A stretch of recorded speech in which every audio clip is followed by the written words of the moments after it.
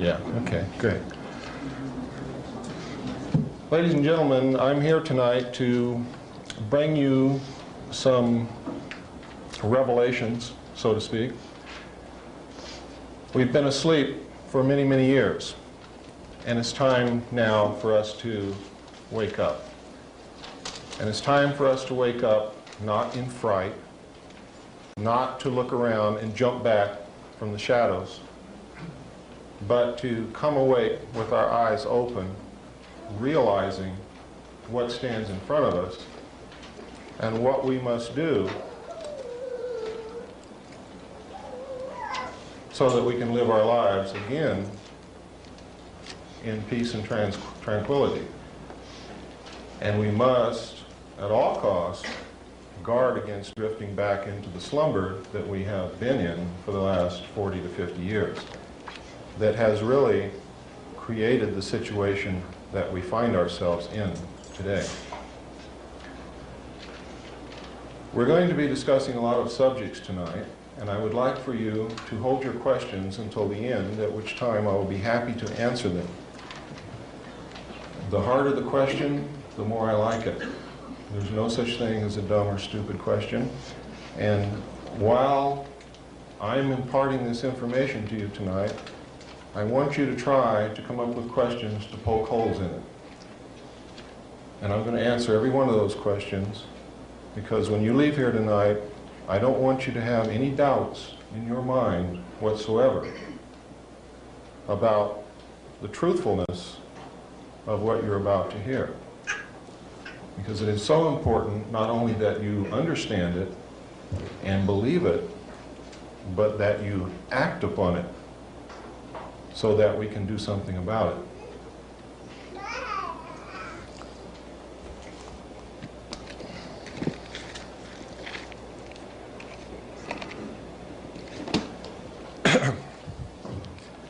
We tried to get a large television set tonight, and lo and behold, in the entire city of Sedona, this is the largest we could get. So if you'll bear with us, I'm going to be showing you some videotapes. Most of them we're going to play through once, because the audio will be enough for those of you who aren't able to see it from the back. When I get to the Kennedy tape, if you are unable to see what you need to see after we play it the first time, let me know. We will then ask the people in the front to stand up and move back, and those of you in the back come forward. We will play it through as many times as we need to. It is important that you know that you've been lied to, that your own government assassinated one of our presidents. And we're going to show that to you tonight. I would like to thank some people now and talk about some material that you're going to be seeing here in the future. I would like to thank especially Eve Bruce, who through long-distance telephone conversations really started this rolling and was the one who put it together for you. I would like to also thank Mr. Ed DeMar, who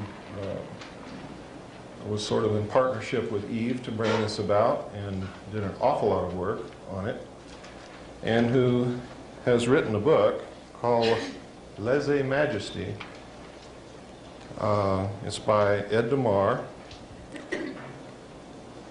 and it covers or concerns a lot of the material that I'm going to discuss tonight, and a lot of the things that Colonel James Bo-Greitz is talking about across the nation. I had read a good portion of Mr. DeMar's book this morning, and I have to tell you, it is one of the most in-depth, most well-researched, most well-referenced works of its kind that I have seen, and includes the best bibliography on this subject, which is available for all of you here tonight. You can pick up this bibliography from the table back here, and the reason we put it out for you to pick up is because most of what I'm going to tell you tonight, you can find out for yourselves through your own research. Most of the information that I'm going to give you is not secret. It has been in the public domain for many years. However, we have been extremely, trying to think of a nice word for it, but I can't. The word is really negligent. Asleep. We have abdicated our role as the watchdogs of our government. Instead of reading, instead of questioning, we watch television. We believe everything that Dan Rather tells us, amongst others. He is just one.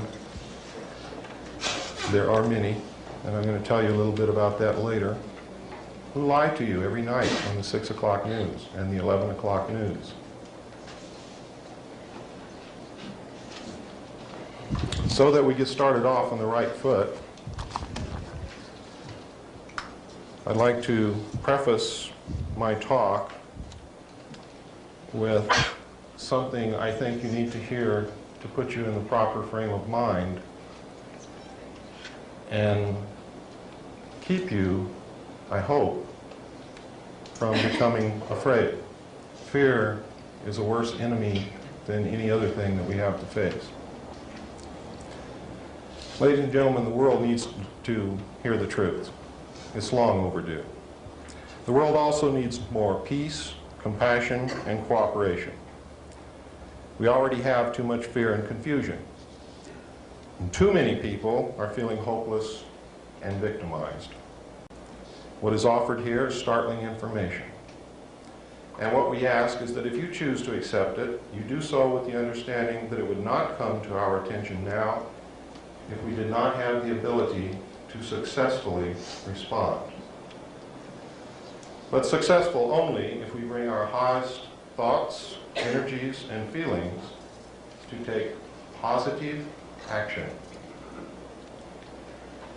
We are not here to create more confusion, fear, or negative energies of any kind. And it is important that we not give in to these in ourselves, as it would only add to what the world already has. Fearing and fighting is the old way. We've tried to change the world, and the result has been that those who managed to be the victors brought the same constrictive and negative patterns back into power. We have now come to the threshold of a new understanding, that we must fight fear with confidence, hatred with love, separateness with unity, and beliefs of being a helpless victim with the acknowledgement and acceptance of the power we have to create our own lives and then the world. It can only go in that order. For if we are still creating confusion and negativity in our own experience, we can only contribute that to the world. We can change the world, but it will not be by outward action alone. To the extent we can bring truthfulness, compassion, and peace in our own lives is the exact extent to which we will bring them into the world. This does not mean that we have to sit in our rooms until we perfect our own lives, but to realize that if we see ourselves as victims, we will be victimized.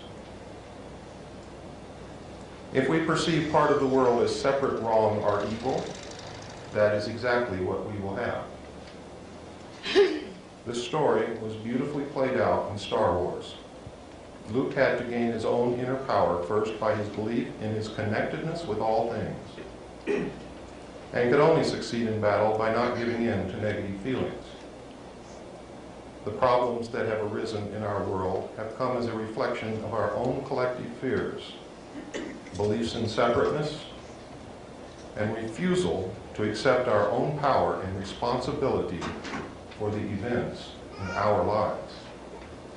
If we give in to these same feelings again, the battle will be lost before it is begun. Now I want you to bear that in mind. I want you to bear in mind that what has happened over the years, we bear a major part, or portion, of the responsibility. And it is up to us, in the abdication of others to correct the situation, to correct it. We are powerful. each and every one of us is worthy, is powerful, has great potential to change the world. If you look back through history, you will find at least 27 incidences that I can pinpoint where one man or one woman has changed the entire world.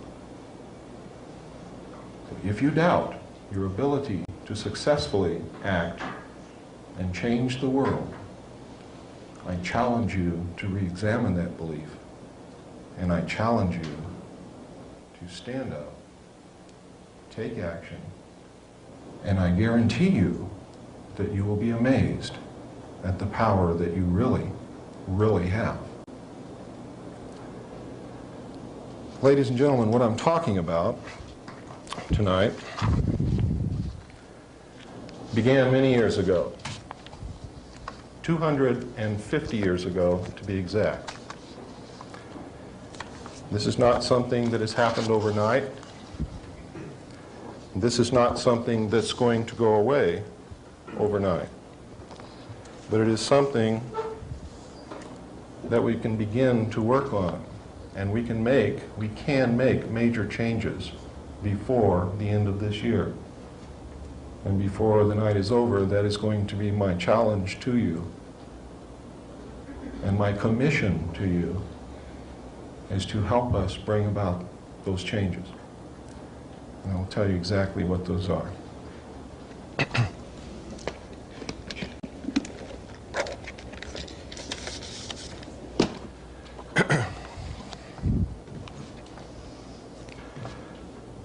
I'm going to brush over the brief history of this because what I want to do is get to the meat of the matter that's happening today, because that's really what concerns us. But you need to know how it all started.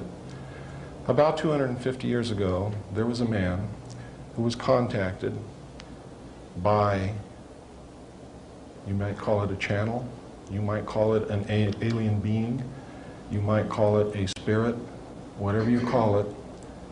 This entity that contacted this person set in motion one of the most far-reaching, longest-lasting conspiracies known to man.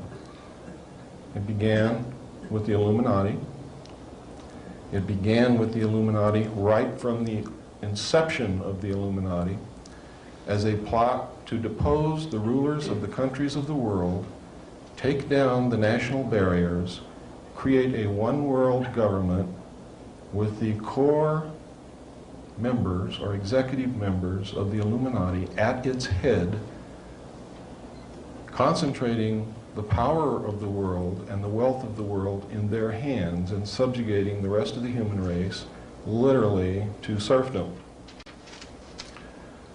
When the heads of the monarchs of the countries of Europe uncovered this plot accidentally, they immediately banned the Illuminati. They put a price on the head of the members of the Illuminati, and they quickly disappeared and took to the holes in the ground. They were sheltered by other secret groups. You will find that all of the secret societies that are concerned with this particular conspiracy, all through the years, always have levels of initiation for their membership. I'll explain to you why that is a little bit later.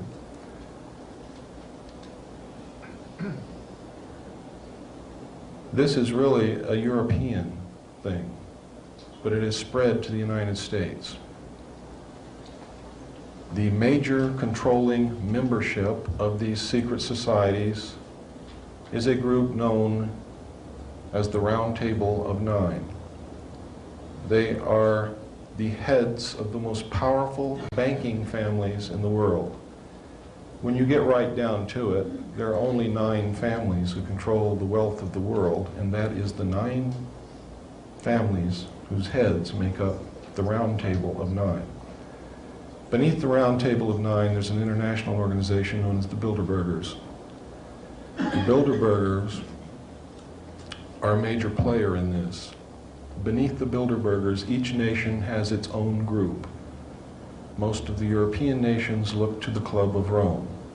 In the United States, it's the Council on Foreign Relations, and in recent years, in our generation, the Trilateral Commission.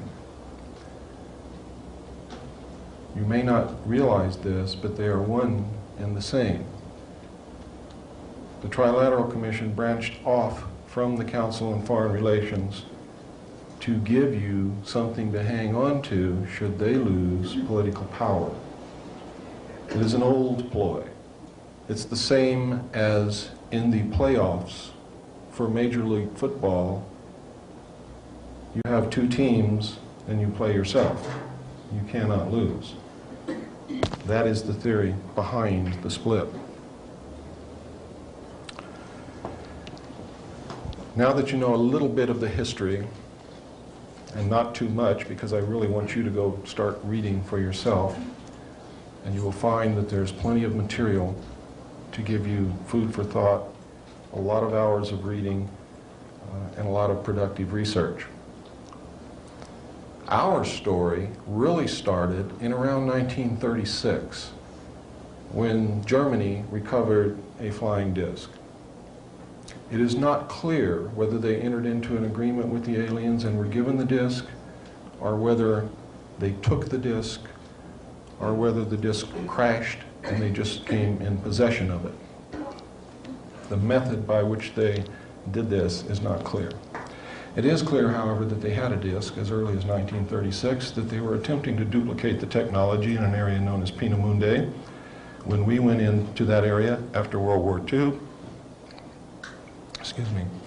and captured Pina Mundi, we found safes, file cabinets, drawers loaded with documents on the alien technology and on the attempts to reproduce the technology. We found pieces and portions of hardware. We found some of the scientists in our sweep trying to recover them. Many of them, however, were captured by the Russians. Much of the hardware was also captured by the Russians, and the Russians may have captured the original disc, because we certainly didn't get it to my knowledge. Notice I say to my knowledge, because I was not privy to every scrap of information. When we found this at the close of World War II, we were extremely concerned. We didn't know what to do about it, but we immediately set the scientists about working on trying to duplicate the technology, or at least come up with it on our own. Most of it we did not have to duplicate until 1947, when, as you probably read or heard, or recently if you watched Unsolved Mysteries last Wednesday on television, you saw what was described as the Roswell incident. The Roswell incident is a true incident. It did occur. It occurred near the city of Roswell, New Mexico. And what actually happened, there was a thunderstorm. A disc was seen flying over two cities in the direction where the wreckage was found. The disc either exploded in the air or hit something in the air. But whatever happened, we know it happened in the air because debris was found in two different locations. There were large amounts of small debris scattered over a ranch that belonged to a Mr. Brazel, who was an old-time cowboy. He was a very honest man and reported it. Several miles away, there was a large, intact majority of the saucer, actually, or the disc, found on the ground with several dead alien bodies.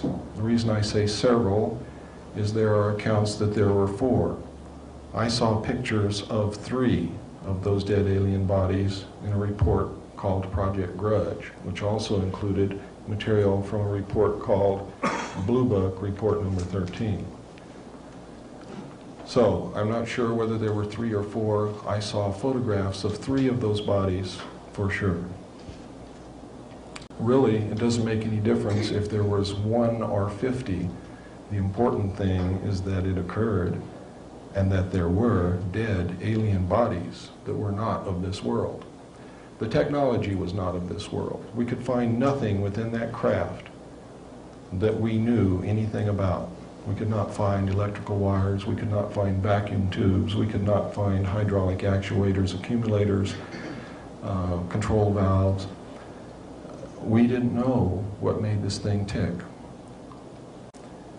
Immediately, it was classified secret. It was carted away.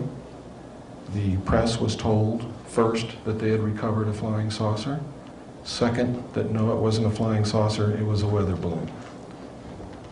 When the local newspaper tried to put it out on the wire service was interrupted, and a message came across the wire to the local news service stating that they were to cease transmission immediately. What they were transmitting concerned the national security. The message was from the Federal Bureau of Investigation. And this is documented. The witnesses are still alive and have so testified to this fact. What happened over the next several years, really that's the most important thing that initially happened. The second most important thing that happened, and there were other crashes in between, the second most important thing that happened is that we found 2 discs in the vicinity of Aztec, New Mexico in 1948, which contained human body parts. Now, this caused the classification to go from secret to way above top secret, because there was a great fear of a national panic. Now, this was before they ever did a study to determine whether or not they believed the populace would panic if the information that aliens were here was disseminated.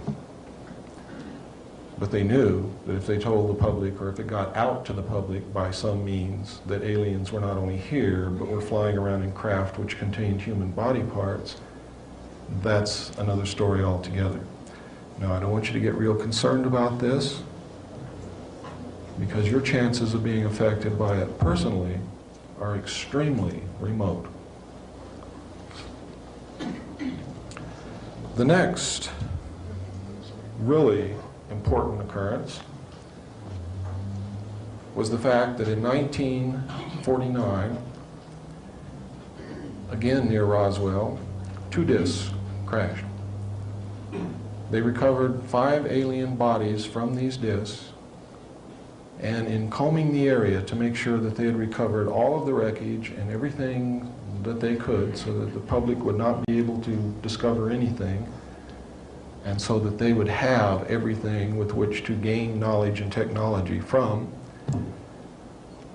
they scoured the area by foot patrol, by jeep patrol, and by aircraft reconnaissance, and discovered an alien live from the crash wandering in the desert. They captured him. He was designated EB, extraterrestrial biological entity. EB was taken to Los Alamos, where he was placed in a Faraday-shielded environment because he had the ability to read the thoughts and transmit thoughts to people outside of where he was being held captive. He also had the ability, through a device that he wore around his waist, to literally walk through walls. Now, we know through our own study of science that this is not far-fetched. We know that mass, or matter, is made up of molecules which are made up of atoms, and in between these atoms there's quite a large space on that scale, and in between the molecules there is a large space on that scale also. It's much like being out in space and looking at the solar system. If the sun and each of the planets, if you were to consider them to be molecules, if you could get way down microscopically and look inside your own hand, you would see much the same thing. There are large spaces between them. They're held together by a force or an energy, which we know very little about. With the proper technology, you could literally put your hand through your other hand if you knew how to do that. The aliens apparently do, because they can not only walk through walls, but they are apparently able to abduct you from your bed in the middle of the night and lift you out through your ceiling without opening any doors, without lifting the roof, without opening any windows, and you pass right through it with no ill effects, and they can put you right back down in your bed in the same manner. Now this sounds totally insane, doesn't it? Doesn't it really? Because I have to tell you, quite frankly, when I was reading this material, and when I was studying the abductee reports, and when I first came across this, I thought it was crazy. I thought it was insane, until I realized that it was absolutely real. I want you to also bear in mind, ladies and gentlemen, that it was not too long ago, and it really wasn't too long ago, that if you mentioned to someone else that in a few years man would be flying through our own atmosphere, you would have been laughed at, ostracized, and probably kicked out of town. Then not long after that, when we did have aircraft and were carrying passengers flew through the air, if you had suggested to your neighbor that in a few years a man would be walking on the moon, you would have been laughed at, ridiculed, and maybe run out of town. Literally, when we put a man on the moon is when I realized that nothing is impossible. Nothing ever again can be impossible. The next most important thing that happened after they found E.B. came a few years later. E.B. became ill, and they tried to save him. They were unsuccessful. They didn't know how to go about it. But in an attempt to save him, and also in an attempt to gain favor with this technologically superior race, they began broadcasting out into space for help. We have one of your people here who crashed in one of your ships. We're trying to save his life. He's dying. Please help us save his life. By doing that, they hoped, number one, to make contact, number two, to make friendly contact, number three, that the aliens would see us as a benevolent people trying to help one of theirs and would not attempt to destroy us or hurt us. Because we realized that their technology was so far ahead of ours that in any military confrontation of any kind, we would have had no chance whatsoever. And basically that is still true today. What should give you good feelings is that if the aliens wanted to, they could have done anything that they wish to us many, many years ago, and they have not done that. So I see that as good. Hopeful. I see it pregnant with all kinds of hope and possibilities for the future. Because we know as the human race, what we usually do to an inferior culture, if we're technologically superior, is usually not that good. So there is a great deal of hope. There's a great deal of promise in that. E.B. died in June of 1952. As of the time of E.B.'s death, we had not had any answer to the message that we had sent out into space. The movie that you saw, called E.T., is the story of E.B. They have changed some things around to make it more palatable to you. The beginning of the story, he's running around in the desert. He's lost. The government is chasing him. In the real story, the government caught him. In the movie, the little boy gets him. And they form this symbiotic relationship. They're each getting something from the other. And it's a wonderful story. Well, in real life, the real life E.B. was assigned an Air Force officer to watch over him, become his friend, get as much information from him as he could, be his mentor, be his captor. And the same symbiotic relationship developed between E.B. and this Air Force officer, to the point where when E.B. died, the Air Force officer cried. He was deeply hurt. He'd lost a dear friend. because he had been with E.B. literally night and day since they had found him. In the movie, E.B. gets very ill, and everybody's very concerned. And the little boy plays the role of the Air Force officer. And you see that he cries. But in the film, he lives. E.T. Call Home was Project Sigma to attempt to make communications with the aliens to come and help save the life of E.B. The government, ladies and gentlemen, is giving you information at an unprecedented rate every day. They are trying to get to your subconscious and tell you the story of what has happened over the last 44 years. So that when the truth comes out, it is not a critical shock. You will be prepared for it. You will understand what is happening. In 1953, we detected large objects in space coming toward the Earth. They took up a high orbit around the equator. These objects were determined to be spacecraft intelligently controlled. We did establish communications with them. Arrangements were made for them to land. There were 3 landings in 1954. One took place at Holloman Air Force Base in New Mexico. One took place at Edwards Air Force Base in California. The other one, do not hold me to this because I cannot substantiate it, but I believe it was at Homestead Air Force Base in Florida. I believe that the aliens who contacted us, who were attempting to help us, who refused to give us technology, who wanted to help us with our spiritual development, I believe that that landing took place at Homestead Air Force Base in Florida. But I can't get any verification from that from any source, so don't put that down as fact, put it down as a possibility. The other 2 bases, the other 2 landings I know occurred without a doubt at Holloman Air Force Base and Edwards Air Force Base.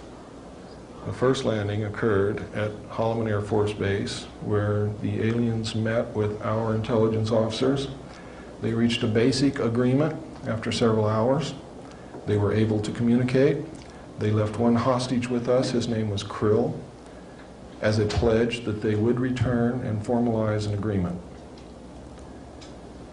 Later in 1954, they landed again at Edwards Air Force Base. President Eisenhower had arranged to be on vacation in Palm Springs. At the appointed date and time, President Eisenhower was whisked away. He actually disappeared. Nobody even saw the helicopter come or go, but he just flat disappeared. The press was really shook up, and if you read the newspapers during that period of time, you will find that the press literally went wild trying to locate him. They were given a story that he was taken to a dentist for a toothache. They never found a dentist that treated President Eisenhower. In fact, he was at Edwards Air Force Base. He reached a formal agreement with the aliens and a treaty was signed. This was played out in a movie that you saw called Close Encounters of the Third Kind. Everything that you saw in that movie, except for finding the ship in the desert and the planes in Mexico and those types of things, was true. People were and are still being abducted. People were and are still being picked up and relocated, decontaminated, brainwashed, given new identities, and put back into society in some other location. It's for their own protection, really. In most cases, in some cases, it's a travesty of justice. People are being implanted. The implants were played out by the silly little tune that people got in their head.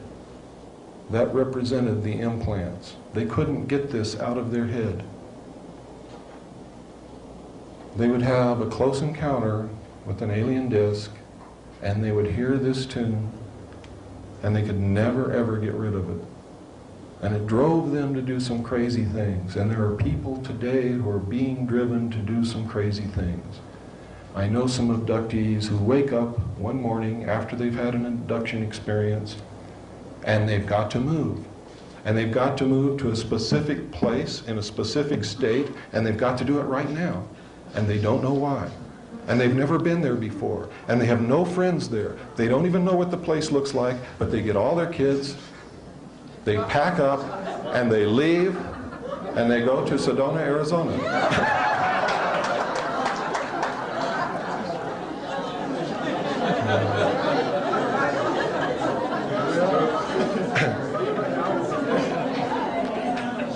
Some of them go to Yelm, Washington.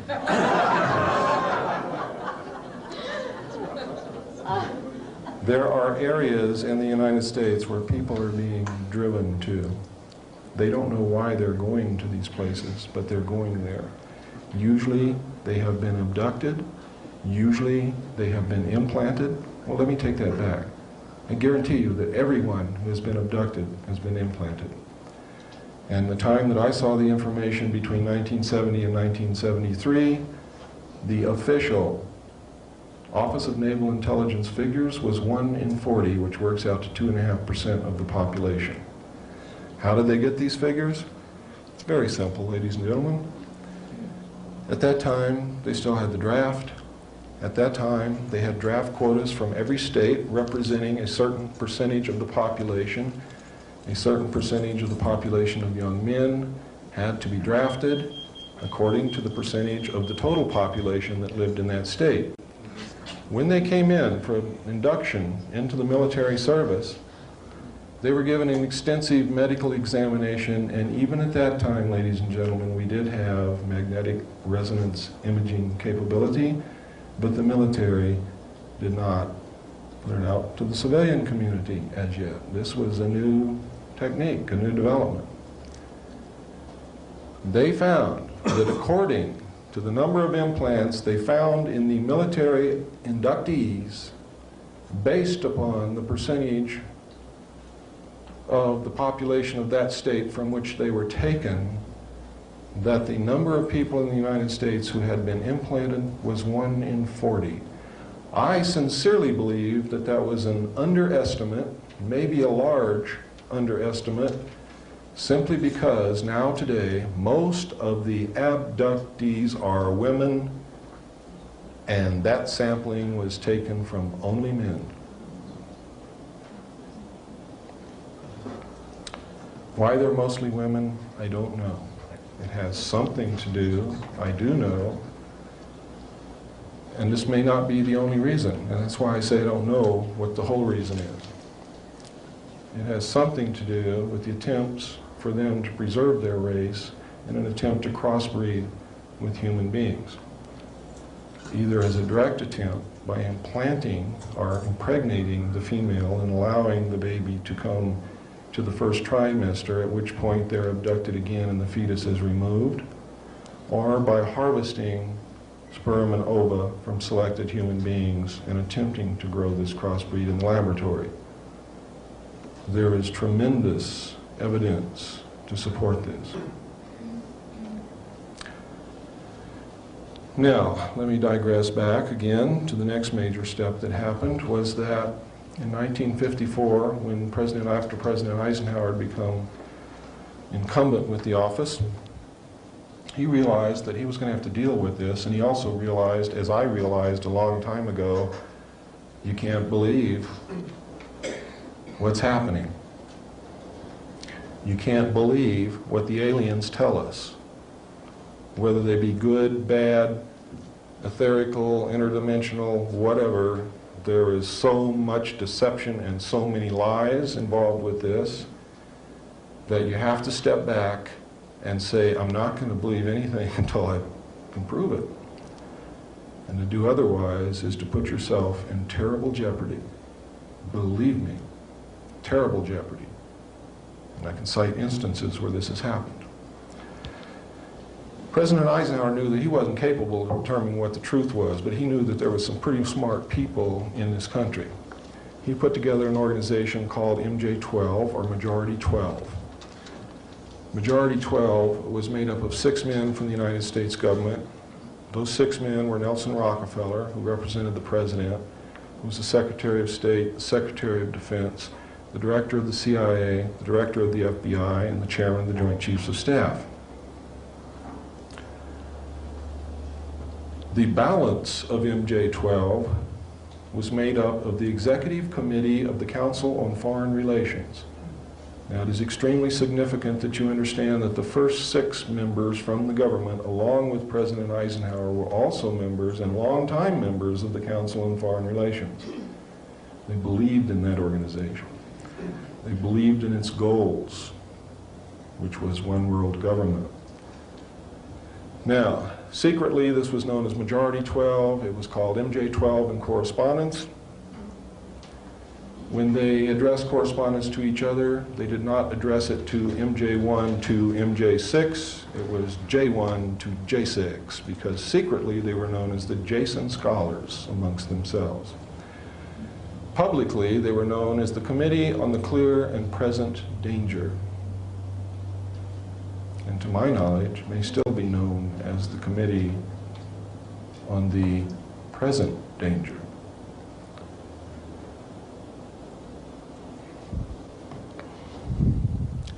I remember MJ-12 as being 12 men. However, I am still in the process of remembering, and my memory is constantly being joggled and jiggled. And one of the reasons I may have remembered it as being 12 members on Majority 12 is that they had to have a majority of 12 votes to carry anything into action. Thus Majority 12, thus Operation Majority, thus the Majority Agency for Joint Intelligence. That's where that name really came from. Which means they literally had to have the vote of every member on it if there were really 12 members. But having to have 12 votes to carry, being named Majority 12 or MJ-12 could have just been enough to make me believe that they only had 12 members. My memory is beginning to joggle now, and I'm starting to believe that maybe there was first 6 from the government and 12 from the Executive Committee of the Council on Foreign Relations, and that there may really be 18 members on MJ-12.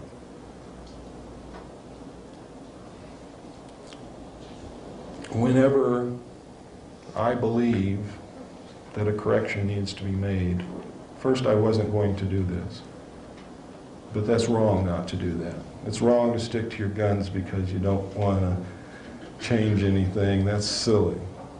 Because, ladies and gentlemen, it doesn't make any difference if there's 1 member, if there's 12 members, or if there's 18 members. What makes a difference is that Majority 12 exists, MJ-12 exists.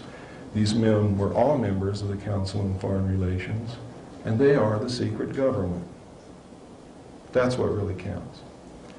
Now, I'm telling you this tonight, there may be a discrepancy in the number of members because I haven't confirmed it yet.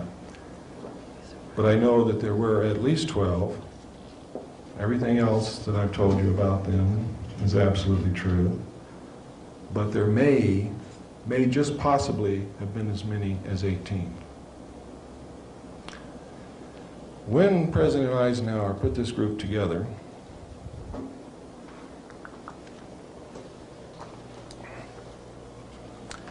oh, thank you. I didn't realize how thirsty I was. When he put this group together, and President Eisenhower may have done this intentionally, but there's no reason to believe that he did, because there's nothing to tell us that he did. But having been a member of the Council on Foreign Relations, he may have done this intentionally. These people saw this as the opportunity that they had been looking for all of their history. It was the opportunity finally to control one of the major superpowers of the world behind the scenes. Because who gets knocked off when things go wrong? The person standing out in front, right? The people behind the scenes just chuckle and laugh and say, they got the wrong guy, and they put another one right up there for you to knock off. If you're even smart enough to knock somebody off, which we haven't been. The only ones that have been knocked off, they did the knocking off. Through a whole bunch of secret executive orders and NSC memos, which are in fact executive orders, they reached the habit actually of using NSC memos in place of presidential executive orders to prevent the government from falling should the public find out what was really going on. It was to save the presidency. What started out as a means to save the presidency resulted in a means to prevent the president from knowing the truth. Up until President Bush, President Eisenhower was the last president who knew the entire truth. And when he left office, he could see what was happening. He was a very intelligent man. He could not have been the overall commander of all Allied forces in Europe with 5 stars and then reached the office of president if he had been a dummy. He was not Dan Quayle, I can guarantee you. He knew what was happening, and he attempted to warn us when he left office. He told us quite bluntly and in no uncertain terms to beware of the military-industrial complex. And who is the military-industrial complex? It is the members of the Council on Foreign Relations, and since the inception of the Trilateral Commission as well. The Council on Foreign Relations and the Trilateral Commission control the board of directors, the majority of the stock, and usually the president and CEO of all the major corporations in the United States of America, including the news media, the major publishing interests, etc., etc., etc. Usually the president and CEO is a member of the Council on Foreign Relations and or the Trilateral Commissions. Many of them have dual membership. The Board of Directors is always controlled. Council on Foreign Relations and Trilateral Commission members own the majority of the stock. Nelson Rockefeller and David Rockefeller and the Rockefeller Foundation and the Ford Foundation and the Carnegie Foundation, which, by the way, the Rockefeller family owns the Ford Foundation and the Carnegie Foundation, believe it or not, own the majority of the stock in the major corporations in the United States of America. They own the majority of the American-held stock of the Federal Reserve, but the majority of the stock of the Federal Reserve is owned by the European bankers. America has been sold right out from under our noses. It doesn't belong to us anymore. It belongs to a secret government, a secret worldwide government, which pulls the strings, which says, we want this to happen here, and it does. We want this to happen here, and it does, invariably. These men are playing a game of chess on a level that we have never imagined. They're playing chess with the world. And we don't know how to do that. We can't even conceive of that. So let's not be concerned with the world. Let's just be concerned with our country, because they cannot succeed with the world if they cannot succeed with the United States. And with your help, they will not. Where do the aliens fit into this?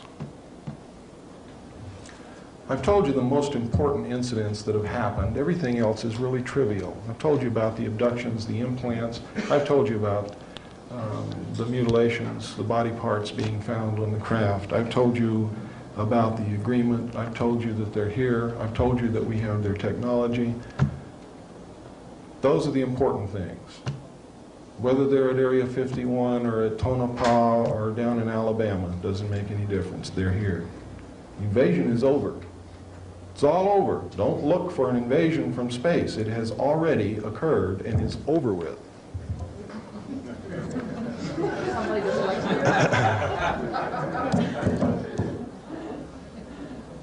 So we don't have to be concerned with that. One of the things that the secret world government is going to attempt to do to get you to accept their new world order is they're going to try to scare the hell out of you with a fake, phony landing where they're going to say, oh my God, there really are ETs. It's going to be covered by the media of the world.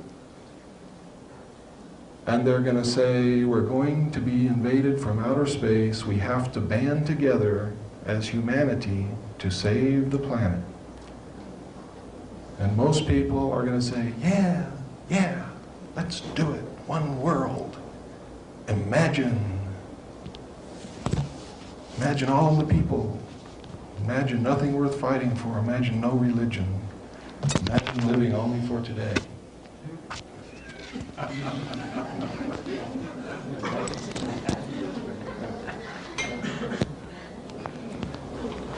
These events are always fun and unpredictable.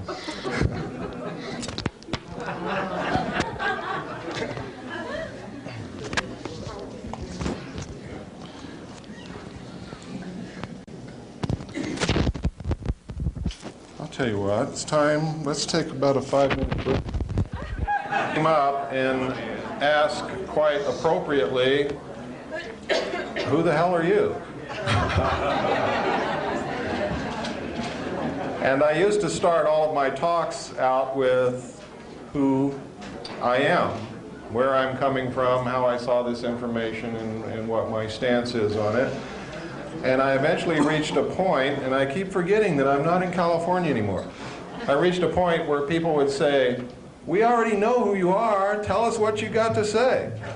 So I stopped doing that, but now I'm in Arizona, and I realize that whereas in California I'm very well known, here I may not be as well known. I was raised in a military family. My father was an Air Force pilot. He is a retired Air Force colonel at this moment. When I was a child, I heard stories about Foo Fighters and crash discs and things not of this world and strange sights up in the sky, and saw pictures that pilots took simply because I was the son of a pilot. Not because anybody was taking the time to show me.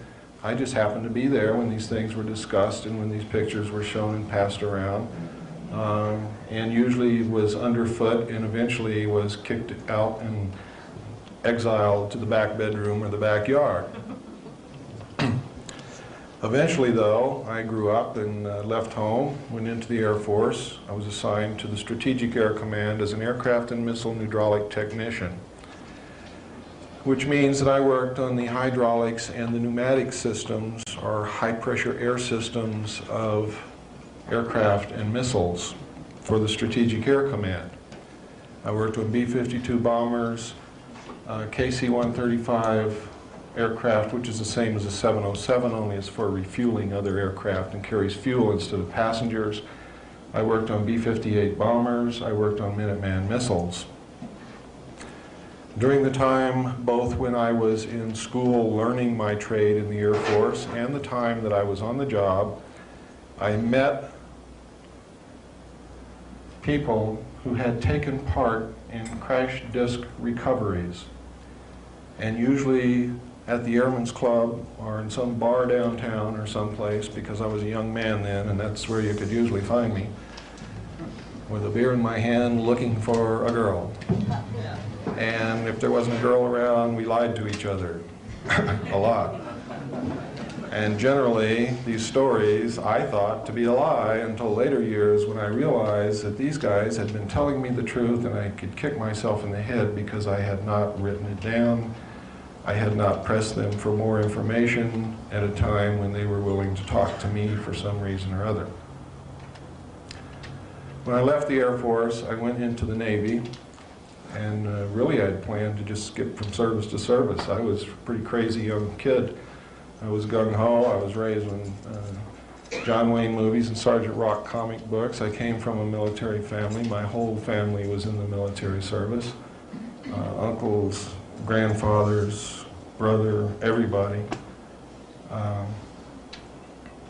We were service people. We were government people. We were patriots. We cared. We believed that the best thing that a man or a woman could do was to serve their country. When I went in the Navy, I volunteered for submarines because that was the weirdest thing you could do. And I was pretty weird. And I thought it would be neat to sleep underwater. So I did. While I was on submarines, being junior in the Navy, real junior, I had to stand lookout watches. Lookouts are well-trained professional observers. They are not just someone that they grab out of the galley and stick it there with a pair of binoculars. You are well trained, because before you yell to the officer of the deck that you got to shoot at something coming at you off the port beam, you got to know that that's really the enemy and not the admiral coming out for a visit. And that's really the main reason for it.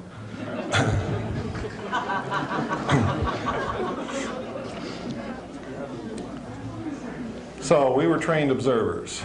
Now this is extremely important to me personally, because without this experience I probably would not have lent the importance that the later information that I was going to see, I probably would not have realized how important it was.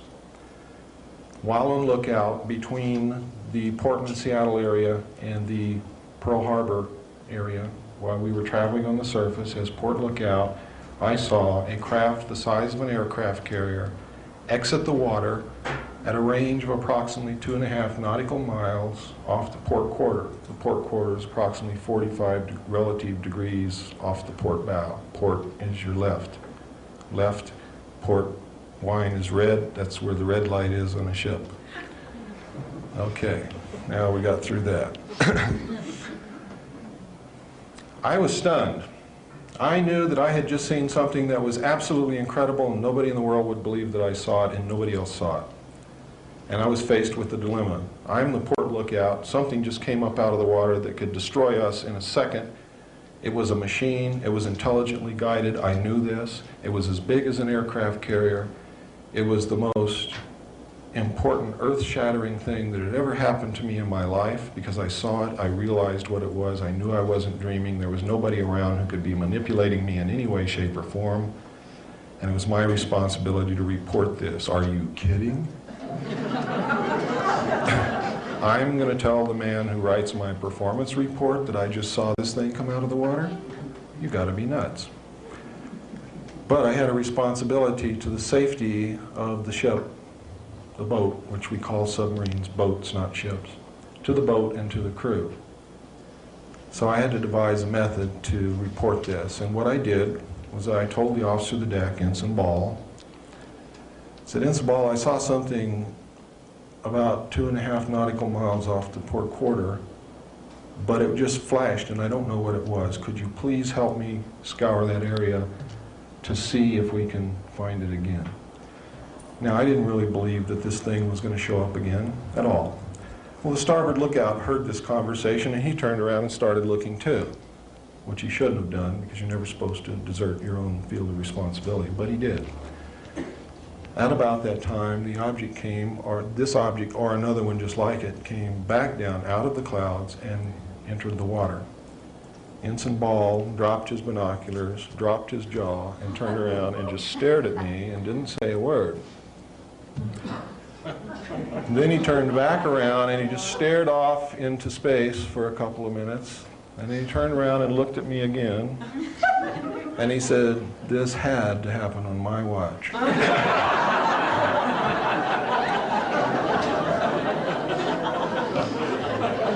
He then called the captain to the bridge, which on any naval vessel means that there is an emergency in progress. You do not call the captain to the bridge unless there is an emergency situation, unless his presence is needed. If you call the captain to the bridge and his presence is not needed, you are in deep, deep, deeper than the submarine will dive to trouble. And it's lucky they didn't have submarines in the old Navy when they killed people. Now, the captain came to the bridge, and so did the chief quartermaster, because it was his job to come to the bridge with the captain with a 35mm camera anytime anything like this happened. This event repeated itself several times over a 7 to 10 minute period, and we watched it. They would exit the water, go and disappear in the clouds, and then another ship, or the same ship, would re-enter the water. Eventually, it stopped. We were told by the captain before we left the bridge, not to discuss it with the other crew members, that it was classified top secret, and that we were never to mention it to anyone. Now, the crew knew about it. How they knew about it, I don't know, but I suspect that it was picked up on sonar and radar also, in which case the sonarman and the radarman would know about it too. And I believe that is what has happened, and I believe that they were also told not to talk to anyone. But several crew members came up to me and wanted to know if we really saw a UFO, and I told them that I was not allowed to discuss what happened, and I didn't know what I saw anyway. So that was the end of that. I did tell a good friend about it years later. When we arrived in Pearl Harbor, an officer from the Office of Naval Intelligence came on board and debriefed each one of us independently of the others. I do not know what went on in the debriefings of the other personnel involved, but when I went in, he began to ask me what I saw.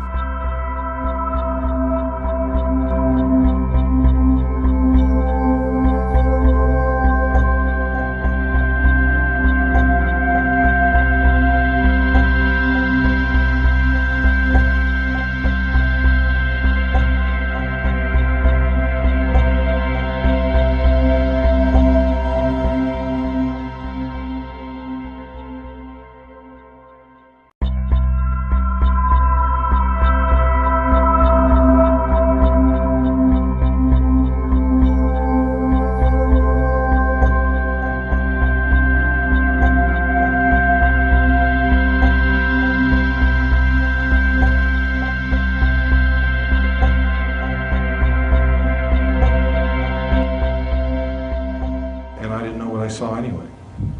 So that was the end of that. I did tell a good friend about it years later. When we arrived in Pearl Harbor, an officer from the Office of Naval Intelligence came on board and debriefed each one of us independently of the others. I do not know what went on in the debriefings of the other personnel involved, but when I went in, he began to ask me what I saw. When I began to describe to him what I saw, he became very upset, even enraged. And having come from a military family, having a father who was an Air Force pilot and an officer, having served 4 years in the Air Force, I knew what this man wanted to hear. It was obvious to me. So I told him what he wanted to hear so that I didn't have to go through with what I knew I would have to go through if I told him anything else. So I told him, "Sir, I did not see anything. I don't know what you're talking about." And he said, "That's the spirit." I had to sign a security oath. I was dismissed, told that I was a good sailor, had a good future with the Navy, and I left. On the way out, Seaman DiGirolamo was braced up against the bulkhead in the passageway, and I whispered to him, "Tell him you didn't see anything."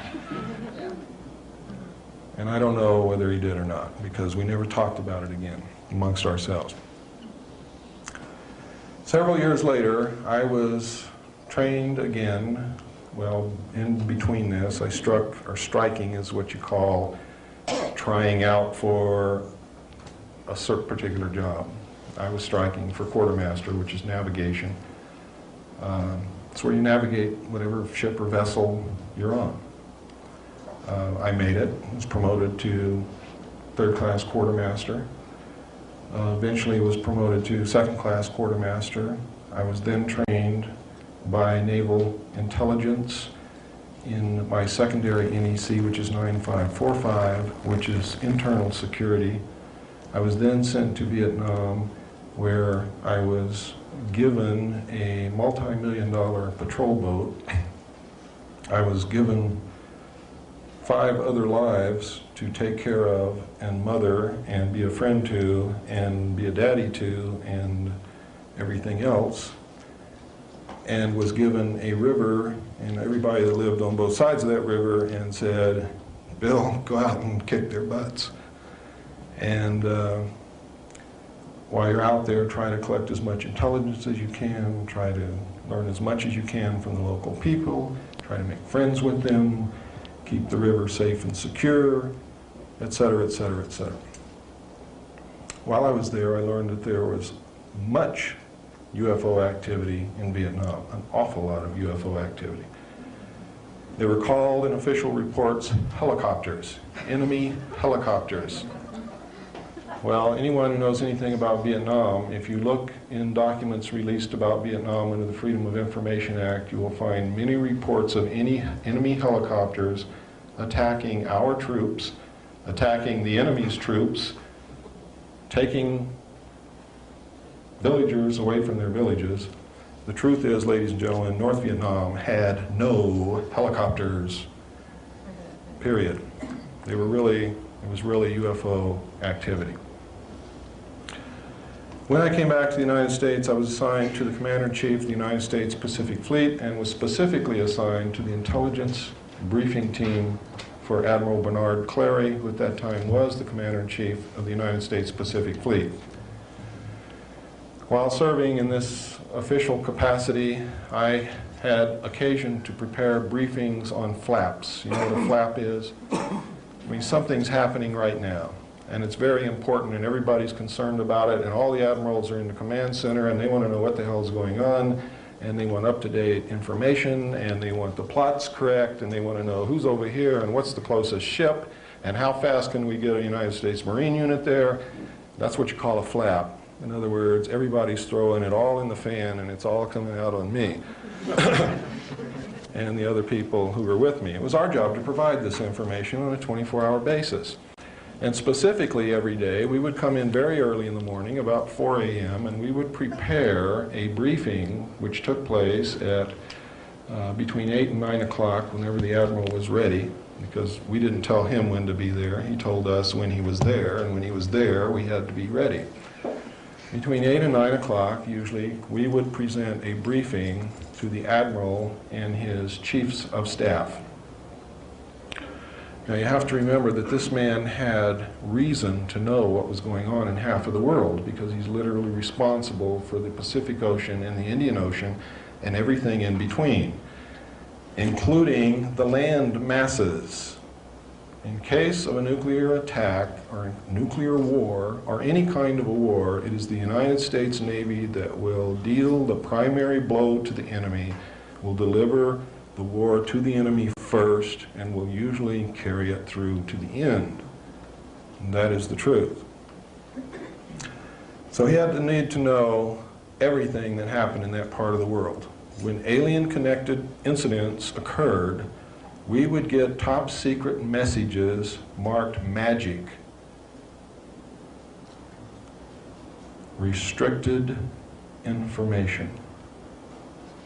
That is not an obsolete security classification. And the first time it was used was not in the Nixon years. It has been used on alien-connected material since the beginning. So don't believe everything you hear. When we got these messages, usually all hell would break loose. It was of the utmost importance. When we were briefing officers who were new in the position that they had the need to know regarding this flaps, we sometimes had to brief them on the history that led up to this incident. So then I had access to documents containing the history. Until eventually, I found in my hands a document called Operation Majority and another document called Project Grudge, which contained the most astounding information I have ever seen in my life. And from that day forward, my life has never been the same. It has not been normal in any way, and I wish that it had been somebody else who had seen the information. But because no one else has had the guts to stand up and talk about what they've seen, I'm kind of glad that it was me, because I do have, and I will continue. Because you need to know what was in those documents and what's happening. Now, if I had not seen the UFO with my own eyes first, I would have thought that this whole scenario that I saw in these documents was a hoax. Not perpetrated by the Navy or the Office of Naval Intelligence or the United States government to fool me or to fool anybody else in the Navy. I would have thought it was a hoax after I had read Operation Majority that outlined the plans for the secret government, the secret world government, to come into power. I would have thought that it was a hoax to scare you into bringing that about. And I still think that they're going to use it to try to bring it about. And I want to warn you beforehand not to believe a word they tell you when they tell you there's going to be an invasion from outer space. Because there's not going to be. It's already taken place. Because I saw what I saw on board that submarine, and because of the research that I've conducted since then, I know that it's real. It's not a hoax. It's not something to propel this world government into position. It's real. There's aliens here. They're just as real as you and I. And I'm here to tell you about it. And there are other people talking about it, and there have been throughout the history of this thing, only, especially in the early years, anybody who tried to talk were killed, were sent to mental institutions, just flat disappeared, and they never knew what happened to them. Or all of a sudden, Joe Blow was working in a garage, and now he's got a nice job in the government, making 3 times what he was making in that garage, and he doesn't talk to you anymore. Those things were commonplace. They have still been commonplace up to the present time, except in recent years, people are starting to learn how to prevent it from happening. And one of the ways is you get squarely in front of the public and you stay there. Because I'm going to tell you this right now, and you can bank on it. You watch me every day of my life. If anything happens to me, you don't have to do any more research. You know damn well everything I'm telling you is true. And they don't want you to know that. So they're not going to touch me unless they can make it look like an accident where you will believe that it's an accident. And I'm telling you right now, they know how to make people die of heart attacks, strokes, brain hemorrhages. They know how to make people fall down the stairs. They know how to make people commit suicide, or at least look like they committed suicide. And if you don't believe that, look at what happened to the 20 material witnesses who were close enough to the car to see William Greer shoot President Kennedy within 2 years of the time it happened. They're all dead. The odds of them all being dead is something like 300,000 trillion to 1. Some of them apparently, I say apparently because that word means that's what it looks like, committed suicide. One died of a karate chop to the neck. Several of them had heart attacks, etc., etc., etc. One man hung himself. They were all murdered. All of them. They were murdered by the Central Intelligence Agency. William Greer was the assassin who killed President Kennedy. He was a Secret Service agent. I'm going to show you the film here shortly. Many of you wonder, well, if that's really true, how come Jackie Kennedy never said anything? If the Secret Service, the highest protective body in the United States assigned to protect the President of the United States, just shot President Kennedy, who in the hell is she going to tell? Me? I can't do anything except tell you. The FBI? J. Edgar Hoover is one of the men who ordered his assassination. He was a member of MJ-12.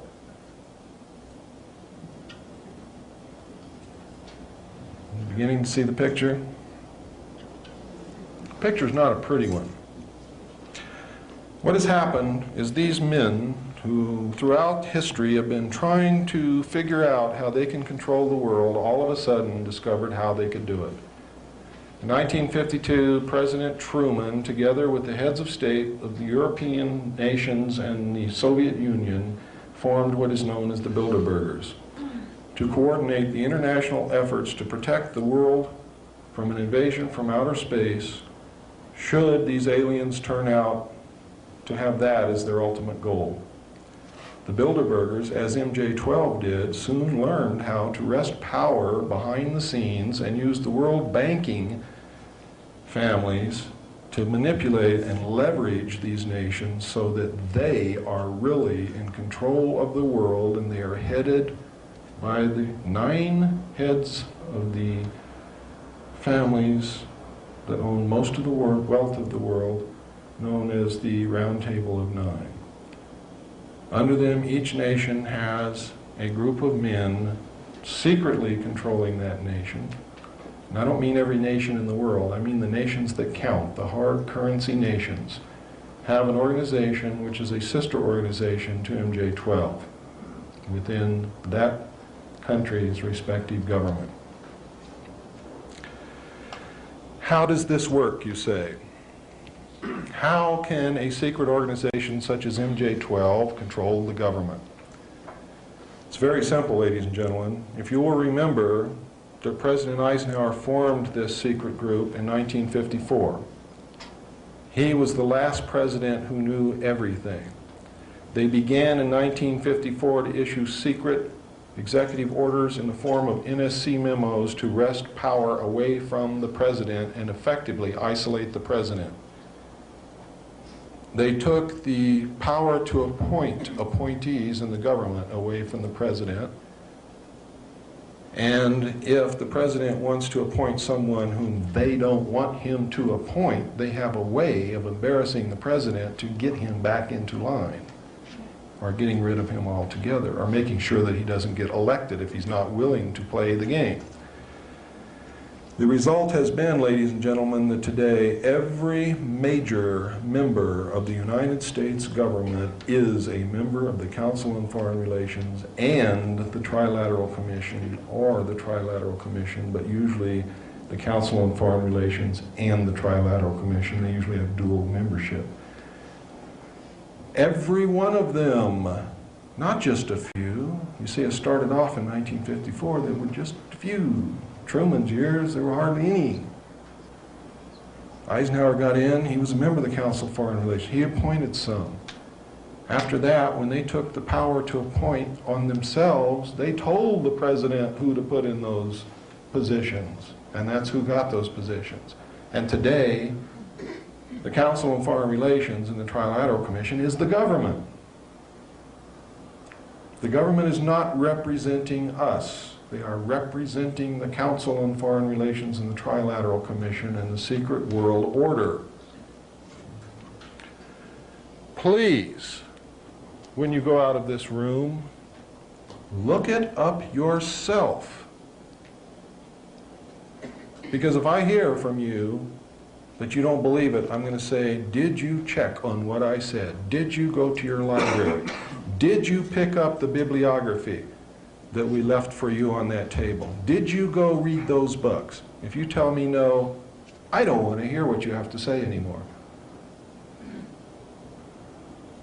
Because I can bring you a message, and I can tell you what that message is. I cannot march into battle by myself. I will be literally creamed. You must be beside me as I march. As Colonel Bo Greitz marches, as John Lear marches, as Bill English marches, as any of the other true patriots in this country are marching to try to clean up our government. Because we can't even begin to deal with an alien force because we don't have the power to make treaties. We don't have the power to make agreements. We don't even have the power to sit down and hold a discussion. We do have the power to get rid of the ones who are not representing us and put people in who are representing us and demand that the crooks be prosecuted and get thrown in jail. We have the power to clean up our government, so then our government can represent us, and then we can deal with an alien question. So what I'm telling you tonight is forget about the aliens, because you cannot hope to deal with them until we clean up our government. Once we clean up our government, then we can deal with the other problems. Until then, we cannot. Because you can't make a treaty for me. And you can't make a treaty for her. And I can't make a treaty for any of you. It takes our government to do that. Now I want you to understand, I do not and never have advocated the overthrow of the United States government.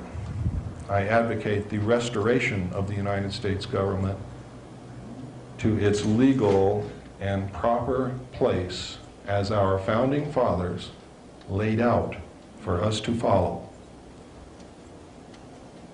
I advocate and will march and defend to the death the restoration of the Constitution of the United States of America. Because the Constitution of the United States of America, ladies and gentlemen, is the United States of America. We are not the United States of America. The state of Arizona and the state of Mexico, or New Mexico, is not the United States of America. All of the states and all the people together are not the United States of America. The United States of America is and only is the Constitution of the United States of America. That document is the only thing that keeps you free. That document is the only thing that gives you freedoms and guarantees them. That document is the only thing that keeps people from taking your freedom away from you, along with one of the clauses that they gave us in that document, which was the right to keep and bear arms. And I know that that issue is controversial, but let me explain to you why it is in the Constitution. In history, all throughout history, when a despot or a conqueror or a wicked person wanted to subjugate the people, if the people were unarmed, it was easy for them to do that. In fact, it was a foregone conclusion. The only thing that has prevented that from happening in the United States is the fact that most Americans throughout our history up until recently have always had at least a .22 rifle in the closet. And no one could ever successfully march against an armed population which believed in themselves. We've lost a belief in ourselves. We've lost an understanding of the Constitution. We've lost the meaning behind it. We don't understand what our country is. We don't understand what keeps us free. And the secret government is manipulating you daily into begging them to take away your freedoms. And some of you here in this room have been begging them to take away your freedoms. You've been asking them to take away your right to keep and bear arms, which is the only thing that keeps them from destroying the Constitution, declaring martial law, and forming this world order right now. The only thing preventing that is the guns in our closets. That's all, because they would have done it years ago if it had not been for that. Many of you right now in this room have been screaming for the government to take away some of our freedoms in order to get the drugs off the streets. You've been saying, I'm willing to give up some of my freedom to get rid of this terrible plague. Let me tell you, ladies and gentlemen, it is your government who imports those drugs and who is selling those drugs to your children, and has been from the very beginning. And the only ones that they ever catch or allow to be caught are those who are in competition with them.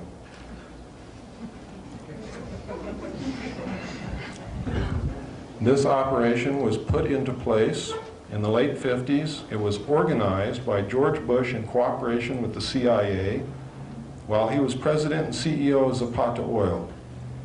Their plan was to bring the drugs in from Central and South America to the offshore oil platforms of Zapata Oil, from there to bring them into the United States by the normal crew conveyance and helicopters. Therefore, they would not have to undergo inspection by custom officials or law enforcement agencies of any kind. And it's been going on ever since. Today, the drugs do not enter this country by the little planes that they would have you believe on the 6 o'clock news, nor by the little boats that they say are speeding across the Caribbean. The Coast Guard, ladies and gentlemen, and the United States Navy are not inept. Every aircraft that approaches the borders of this country from any direction is monitored minute by minute by the North American Air Defense Command. The drugs, ladies and gentlemen, are brought into this country on CIA proprietary contract aircraft and military aircraft, and land on CIA facilities in the United States and on military air bases, and Homestead Air Force Base is one of those bases where those planes land. Recently, Colonel James Bogreitz, in the last few years, went to the Golden Triangle area to try to bring back American prisoners of war who we know are still being held. We've always known it. The government has known it. They have misused the Office of Prisoner of War Accountability to transact these drug deals. So they don't want the prisoners of war to come home. Well, we didn't know that until Bogreitz went over there and talked to a gentleman by the name of General Kunsa, who is the drug overlord of the Golden Triangle. I've talked extensively with Colonel Greitz about this.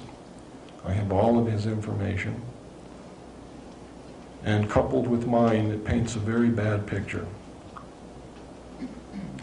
General Kunsa says that every year, government agents, high-level government agents, are purchasing 800 tons of pure heroin and shipping it into this country from him. He wants to stop it. He is willing to stop it. He wants us to give him a crop substitution program so that his people do not have to raise poppies and process heroin in order to survive. He wants to become a recognized, real nation rather than an illegal group of bandits living in the jungle. And George Bush and the United States government says there is no interest in doing that here. He's willing to stop 800 tons of pure heroin from coming into this country every year, and George Bush says, we're not interested in doing that here. Furthermore, we're not interested in hearing who these government officials are that he says he's selling these drugs to. Furthermore, Colonel Bogreitz, if you don't shut your mouth, we're going to lock you up in a federal prison and you're never going to get out. And they tried. You see, it was the United States government that sent Bogreitz to Southeast Asia to bring prisoners of war back. Colonel Bogreitz is the most decorated man to come out of Vietnam and one of the most decorated heroes that this country has ever had. They sent him in there because of that, and they gave him a lot of press. And every time he went in, they warned the enemy beforehand, usually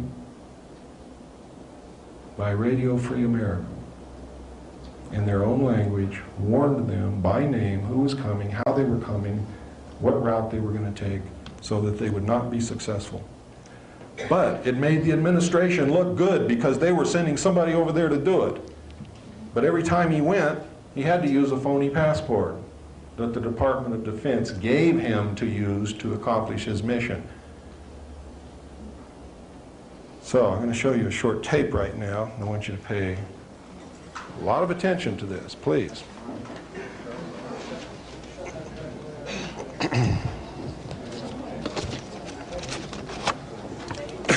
We have the lights dim. Yeah, it reflects right in the center. That one back there.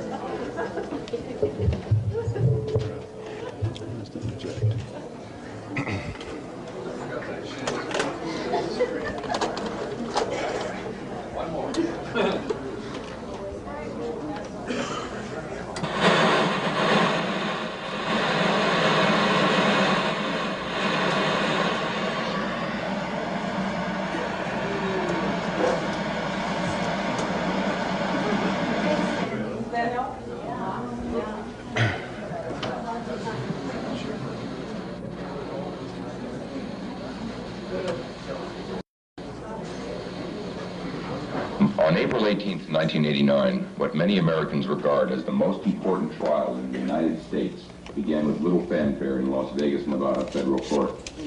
Although it was well covered by the local media, in stark contrast to the Oliver North trial, the national print and broadcast media were conspicuously absent.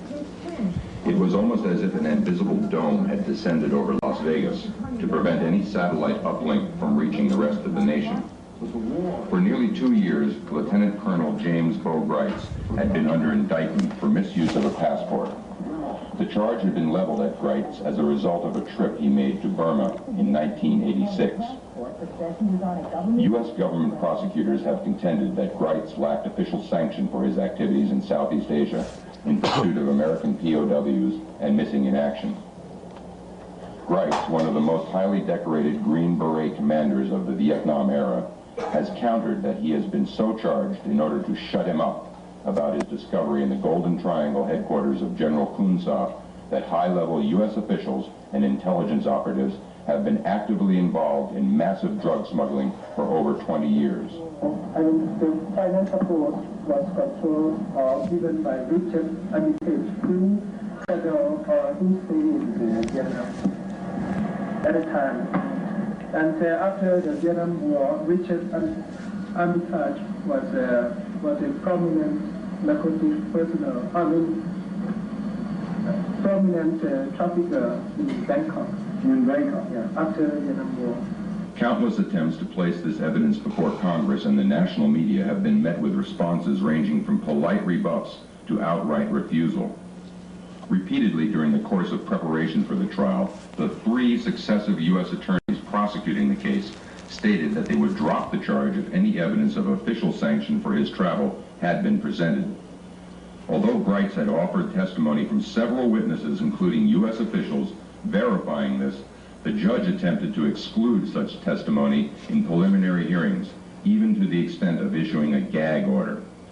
To most knowledgeable observers of the case, it had become very clear by the start of the trial that this was indeed an official effort directed at the highest levels of the U.S. government to railroad Grites. We think that Bo Grites is right, and that these charges against him are unjust. He's a great American hero. The government says this case isn't about politics or foreign policy, but Grites and his attorneys are trying to prove otherwise. So I'm glad to get some facts before the public. It's not me on trial here. It's the government and their drug smuggling, and it's the prisoner of war issue. And it's been me who's been wanting to get this thing over with. During opening arguments, Grites' attorney, Lamont Mills, told the jury he won't dispute the government's charges. Mills admits Grites did use a false passport when he returned to the country in late 1986, but he says the real story is why he did it. Grites maintains the government sent him to Southeast Asia on a mission to find POWs, but the White House and the Pentagon deny any involvement. I wanted to go to trial because this story needs to be told. I felt through a jury trial, a public trial, that the plight of the prisoners of war might be focused upon, and government involvement in drug smuggling to promote covert operations that Congress will not approve of should be focused upon. The U.S. attorney says the case is not about politics, but about the simple misuse of a passport. Hey, look, I got better things to do than prosecute Deer Can Commandos, I can promise you that. What's your reaction to the government calling you a Deer Can Commando? To that. And I'm proud of the uniform of the United States. And anyone that say that, obviously, can't say the same. Former Green Beret Bo Grites has been acquitted on charges of using a phony passport. In federal court this morning, Judge Philip Crowe said he had no choice but to toss out the case. He says the government charged Grites under the wrong statute. Former Green Beret Bo Grites was 3 minutes tonight. The federal judge has thrown out a felony passport charge against him. Federal Judge Phil Crowe dismissed the case against Grites today, saying the government simply brought the wrong charge. Grites says he's pleased with the judge's decision, but that he still has a story to tell about what's going on in Southeast Asia. It's not over until the prisoners of war home. It's not over until Richard Armitage is investigated and this government drug business is exposed. sweet and sour. No one likes to win a victory because the enemy fouls out. You don't even get a chance to take the field. According to the judge, we made a mistake. We should have charged a different statute. They were trying to say the case that they got watched, all right? And we know it, and we got him on it. We won. Case is over. He's acquitted, not guilty. Mills told reporters that there was a lot of interest in this case from high places, referring to Washington. George Bush called the right. I'll say George Bush called me up and told me to get no right. George Bush called me up and told me to get right. I'll say George Bush called me up and told me to get no right. George Bush called me up and told me to get right. I'll say George Bush called me up. Such comments by a United States attorney following nearly 2 years of persecution of Lieutenant Colonel Bright and the expenditure of many thousands of taxpayers' dollars are alarming.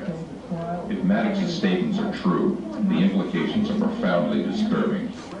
As the Iran-Contra scandal continues to unravel, revealing President Bush as more than a willing participant in numerous illegal activities, his direct interference in this case would seem to be a distinct possibility. Such behavior by our chief executive and his legal representative in the state of Nevada compromises our judicial system and violates long-cherished standards of American jurisprudence. The government apparently hasn't given up on trying to convict both Brights. A grand jury is now apparently looking at brand new charges. The government is still after Green Beret Colonel James Bo Brights. A federal grand jury has subpoenaed samples of Brights' handwriting. Yesterday, illegal use of passport charges were thrown out against Brights because the government filed the wrong charges. Today, word leaked out that the grand jury had taken up the Bright case again, and that the Brights' attorney, Lamont Mills, was hopping mad. It is unethical, it is childish. If that's true, that breaches everything I know about the grand jury process. It shows someone who's embarrassed and humiliated because they did it wrong and their case was thrown out of court. If a man is guilty, let him come in with an indictment and let us go to trial and establish our case. But to release things to the press, when you just started an investigation, violates everything I know about the grand jury process in this country and the Constitution upon which it's founded, and I'm mad. I wish I would have been able to present to the public exactly why they charged me. I was told that I would serve 15 years as a felon. I was promised aggravated charges and hostile witnesses if I did not agree to cover up what I found in Burma in 1986 and 1987. I'm going to be about finding prisoners of war. They won't prosecute me for that. They're certainly going to have the chance. Can we have the lights, please?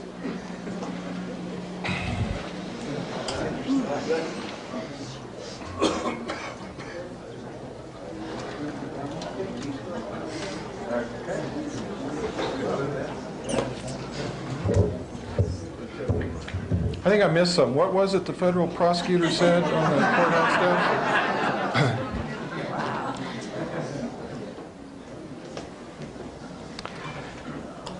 It's important that we covered that segment of this talk because it leads directly into something that I'm going to cover next.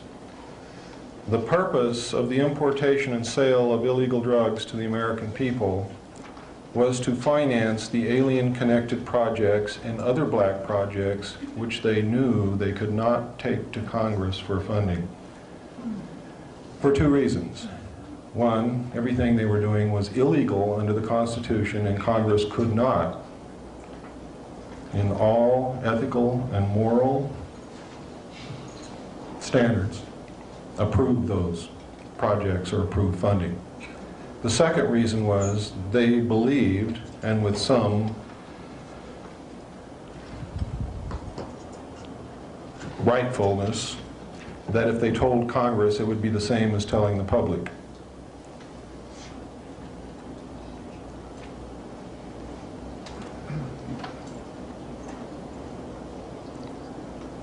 What happened next, a few years later, is of profound significance. It is one of the most heinous crimes that this secret government has ever committed, and ranks, in my estimation, right alongside the sale of drugs to our children. And that is the assassination of the President of the United States. There have been 3 presidents who have left office directly because of action of MJ-12. One of them by murder, assassination, however you want to dub it, it's all the same thing. President John F. Kennedy found out somehow that the CIA was behind the drug smuggling and the sale of drugs to the American people. And if you'll remember correctly, that was the years that the hippie movement began and the flower children began to come out. And they were looking for answers because they were disillusioned. And one of the answers where they found solace was drugs. And President Kennedy was a very idealistic man. I think when he took the presidency, he fully intended to play the game until he discovered the weight of the position and the importance of the position and the trust that the American people placed in the president. And I sincerely believe that he and his brother sat down and decided that that was going to be the first honest presidency. They attempted to get rid of corporate crime, organized crime. He attempted to do things right. He was idealistic. He was charismatic. The people followed him. They loved him. We still love him. What happened to him was a terrible blow. I was sitting in a barracks. I had the, what you call the watch. And part of the watch was so boring that I was actually watching television. And what I was watching was the Kennedy motorcade in Dallas, and I was on an Air Force base called Shepherd Air Force Base in Wichita Falls, Texas. And what I saw was a man whom I believed in with all my heart, struck down in the street by a hail of bullets in a most undignified manner. And I cried, and I'm not ashamed to admit it. The tears came out of my eyes and I couldn't stop them, and I felt a great emptiness in my chest, and I knew at that moment that the world had changed and would never again be the same for me. And it never has. But I didn't know then what I was to learn later. What I was to learn later is I read in documents prepared by the Office of Naval Intelligence, and how did they know? Because they had a part in it. President Kennedy was ordered to be assassinated by MJ-12 because he had discovered that the CIA was importing and selling drugs to our children, and he ordered them to stop it. And he told them, if you don't stop it, you're going to be sorry, because I'll stop it and you'll all pay the price. Well, they didn't like that, and they knew they would lose a lot of money. They knew they would not be able to accomplish their objectives. The second thing he told them is, I want you to implement a plan to reveal the presence of aliens on this earth to the American people within the following year. They didn't like that either, and they thought it was premature. They had already done a study which indicated that the American people would panic, that the panic would lead into anarchy, which would cause the collapse of the government, that our religious structure would collapse, that a large segment of the people would begin worshiping the aliens, that our economy would collapse, the stock market would collapse. They had doom and gloom and dark clouds for everything. I don't believe that will happen. And it certainly, in my estimation, did not justify the murder of the President of the United States. The murder was carried out in Dallas by teams which consisted of the United States Navy, which was to take care of the body, make sure that the autopsy was done in a manner that would not disclose the true facts. The body was kept under surveillance and custody of the United States Navy the whole time, was taken to a naval hospital. Most of these people involved were attached to naval intelligence. It involved Division 5 of the FBI, who was training people, assassination teams, to go into Cuba and assassinate Fidel Castro. It involved the Secret Service and the CIA.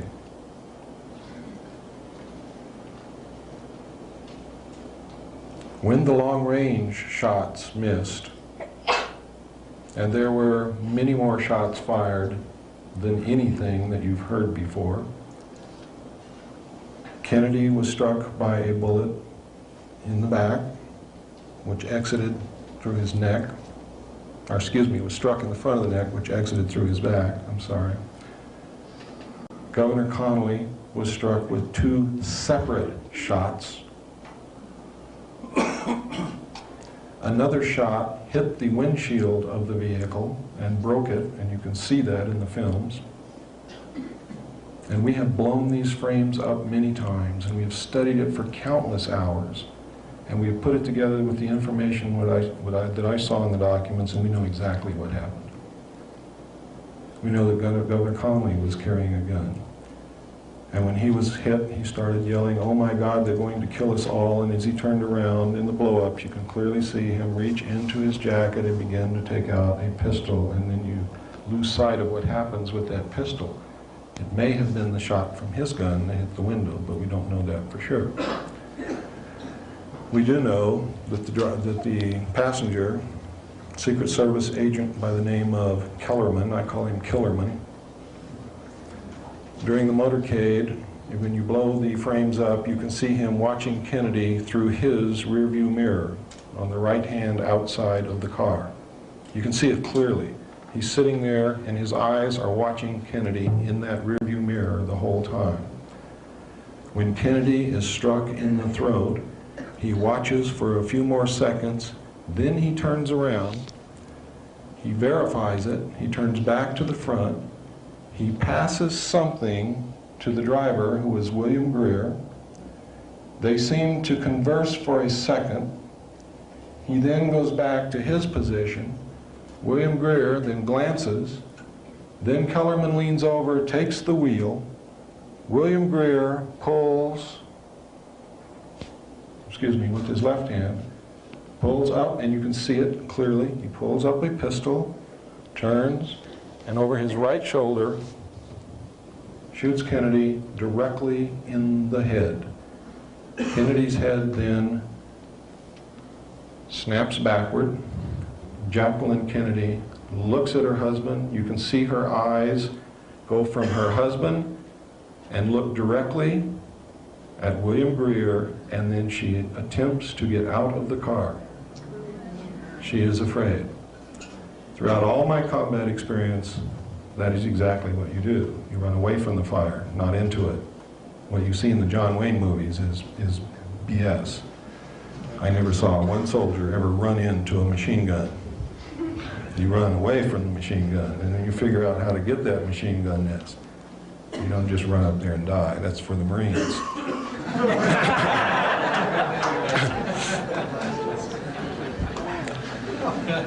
If there are any ex-Marines in the crowd, I certainly do not intend to slight you. The Marines are probably one of the bravest group of men that we have in this country. However, how they ever get the courage to get out of a small boat and run up on a beach and die so that someone else can run up behind them and lay down and use that body for cover, I will never, never know. But they do it, and that's to their credit, because we wouldn't be free if they didn't. But anyway, that's what prompted that remark. I've seen this happen, and it amazes me.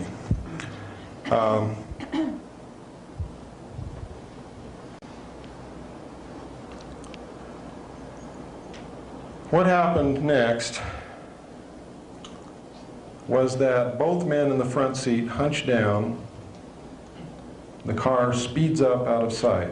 During the time when William Greer is actually shooting Kennedy, the car comes to almost a complete stop, which is exactly what a driver would do if someone else is holding the wheel and he's turning around to shoot someone. You would remove your foot from the accelerator. We have tried this, and it's exactly what people do instinctively. They don't even think about it, it just happens.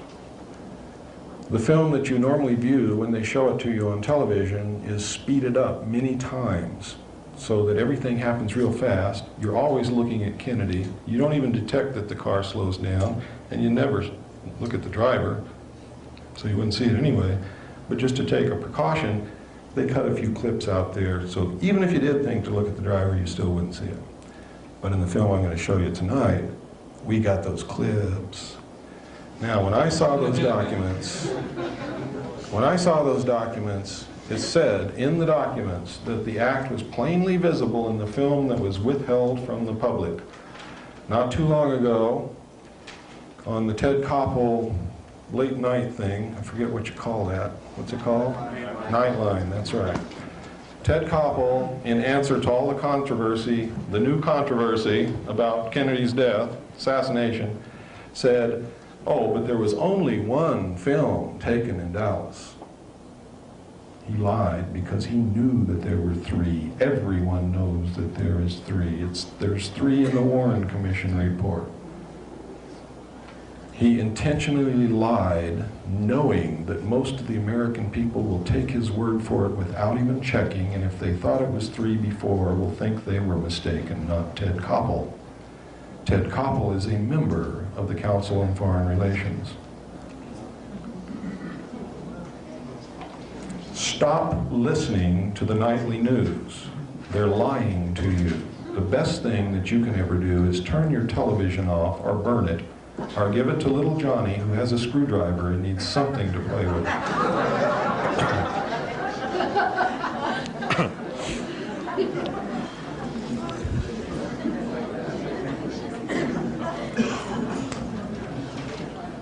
What happened next is they took the body to Parkland Hospital in Dallas. It was illegal to remove the body. No autopsy was taken there. The doctors were ordered by the FBI and were actually interfered with. They were told not to attempt to determine the path of the projectiles through the body. They were told to get the body ready for shipment as quickly as possible when it was determined that they could not save Kennedy's life. There was no investigation done in Dallas at all. The doctors did draw sketches of what they saw, and they did make reports of what they saw immediately following and during the incident. Now, if you understand the human mind and you understand the way the legal process works, those reports are legal documents and should stand up in any court of law or any investigation because they were done at the scene by professionals who were qualified to make those determinations. Photographs were even taken, but the photographs taken at Parkland Hospital disappeared, so that there was only the doctor's reports and the drawings left. The body left Parkland Hospital in an ornate bronze casket, was taken to Washington, D.C. Somehow the body got out of that casket on the aircraft, and we know exactly how it was done. When Jacqueline Kennedy was taken forward to participate in the swearing-in ceremony of Lyndon Baines Johnson, the Naval Intelligence officers removed Kennedy's body from the bronze casket, passed it down into the baggage compartment, where it stayed like a sack of potatoes until they landed in Washington, D.C. When they landed in Washington, D.C., we have tracked down someone who was on the other side of the plane who also took a film of a military helicopter, a naval helicopter to be exact, or I should say a Marine helicopter, but that's part of the Navy, landed on that side of the plane near the galley door, and something was taken out of the plane and put in that helicopter, which we now know was Kennedy's body. It was flown to Bethesda Naval Hospital, and it arrived there a full 30 minutes before the casket, which left Parkland Hospital, arrived there. President Kennedy's brain was removed, and another brain that was undamaged was substituted in its place. Why? Because if they had performed an autopsy on the brain that was really actually President Kennedy's brain, they would have found that he was hit from the front, that it was an exploding pellet and not a bullet, and they would have found fragments of that pellet, and they would have found large amounts of toxic shellfish poison in the brain, which was exploded into the brain when this pellet did its thing. And it would have said, CIA, CIA, CIA, CIA, because the CIA had that type of weapon at that time, and it was well known. When they finished doing that, they surgically repaired the wounds to make it look like he was hit from behind, and then they took photographs of these repairs. Then they took the body in to be autopsied as if it had come out of the Bronx casket. They also altered the throat wound. We know this. Kennedy's brain was taken out of the room where all this occurred on a gurney, covered with a cloth, and when people asked what that was, being wheeled down the hall and the gurney covered with the cloths, because everybody wanted to know what the hell was going on, they were told that a woman had delivered a stillborn baby, and that was the stillborn baby. It was not, it was Kennedy's brain. Checking the records and doing thorough research, we have found out that there was no stillborn baby in Bethesda Naval Hospital on that day, or the day before, or the day after. Witnesses asked what the other casket was doing in the room. They were told that an Army colonel had died and the casket was prepared for him because he had died that day and the family had requested a quick burial. Checking the records, an Army colonel had not died in that hospital. In fact, no one had died in that hospital that day, and an Army colonel had not died in that hospital for some time.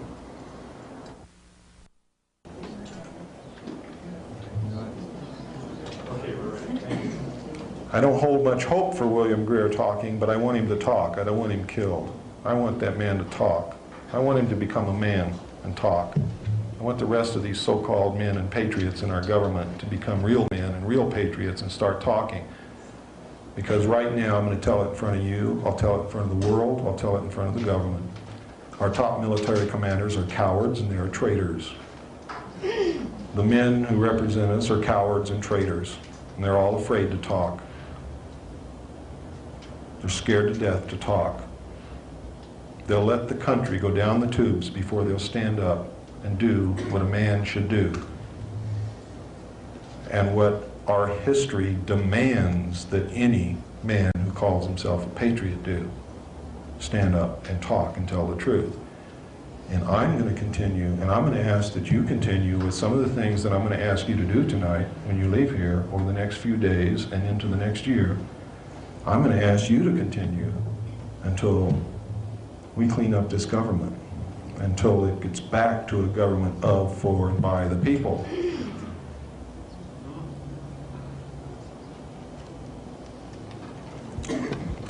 Now I'm going to show you the Kennedy assassination tape. I want you to watch it very closely.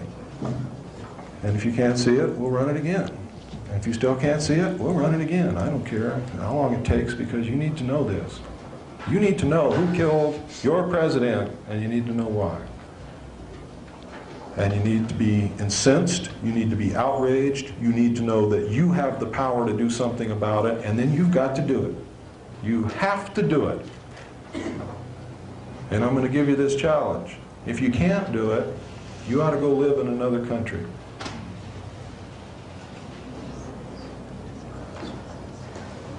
Let me see here.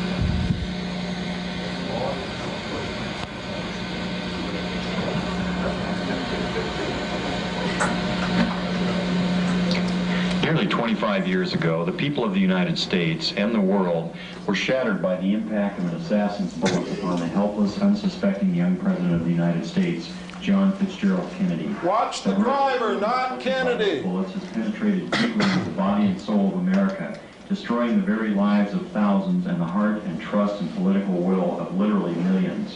And the years that have passed since this tragic event removed from the world stage perhaps one of the most promising human agents of peace and progressive political development, we have been fed one officially sanctioned lie after another, beginning with a blue ribbon cover-up commission to a castrated Senate Select Committee seeking to shed light upon an event deliberately enshrouded in deception, concealment, and outright falsehood.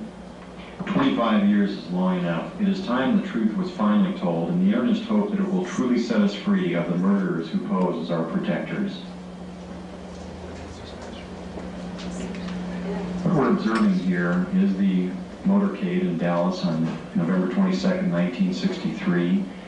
As the presidential car passes behind the freeway sign, President Kennedy is struck in the throat by a bullet that was fired from the grassy knoll.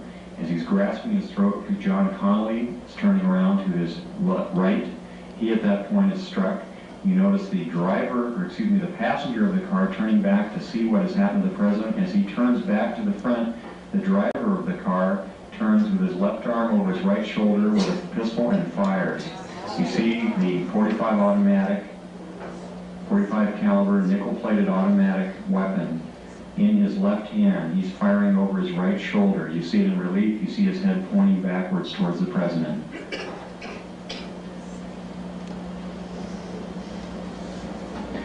In this enhanced close-up, watch her eyes. She looks right at rear of the bullet upon the president. The force of the shot drives him violently backward against the back of the seat. You see Miss Kennedy react in horror. The ugly gaping wound, which is evident here, according to many observers at the scene, was actually created on the print. This was not the actual nature of the wound. But you notice that Mrs. Kennedy wasted no time in trying to exit the vehicle because she clearly was able to determine exactly where that shot had originated. And it was her personal bodyguard, Clint Hill, another Secret Service agent, who attempted to keep her in. What the arrow is indicating here is what appears to be the outline of a man, a hat, and his rifle. The arrow is pointing to the rifle barrel of the man in the bushes who possibly was the rifleman on the grassy knoll who fired that shot. Another view taken by another photographer. Again, you see Mrs. Kennedy trying to exit the vehicle from behind, being pushed back in by her bodyguard. A number of witnesses on the scene rushing towards the vehicle.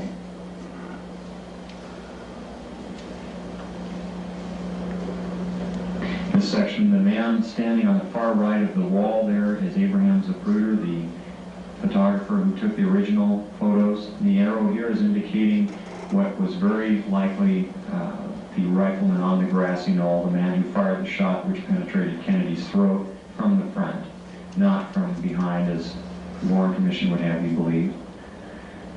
Very interesting note also that the motorcycle policemen were told to remain behind the car at all times. Here you see the passenger in the front turning back, looking at the president. Instead of jumping back to assist him, he turns forward. The driver is now rotating. The weapon comes into view and he fires. You'll see this repeatedly in these sequences. Kennedy's been shot in the throat. He's leaning to his left. The driver now begins to rotate. His left arm comes over his right shoulder and he fires now. Again, you see the driver rotate. You see the weapon come into view. He's rotating again, the weapon is in view, he fires. You can clearly see his head turning and his arm and the weapon extending into view over his right shoulder. Many of the witnesses indicated that the car slowed almost to a virtual halt at about this point. And here in the normal version, you see how much more quickly to speed it up. It's much harder to determine. Many of the people who asked the question, why Jackie Kennedy?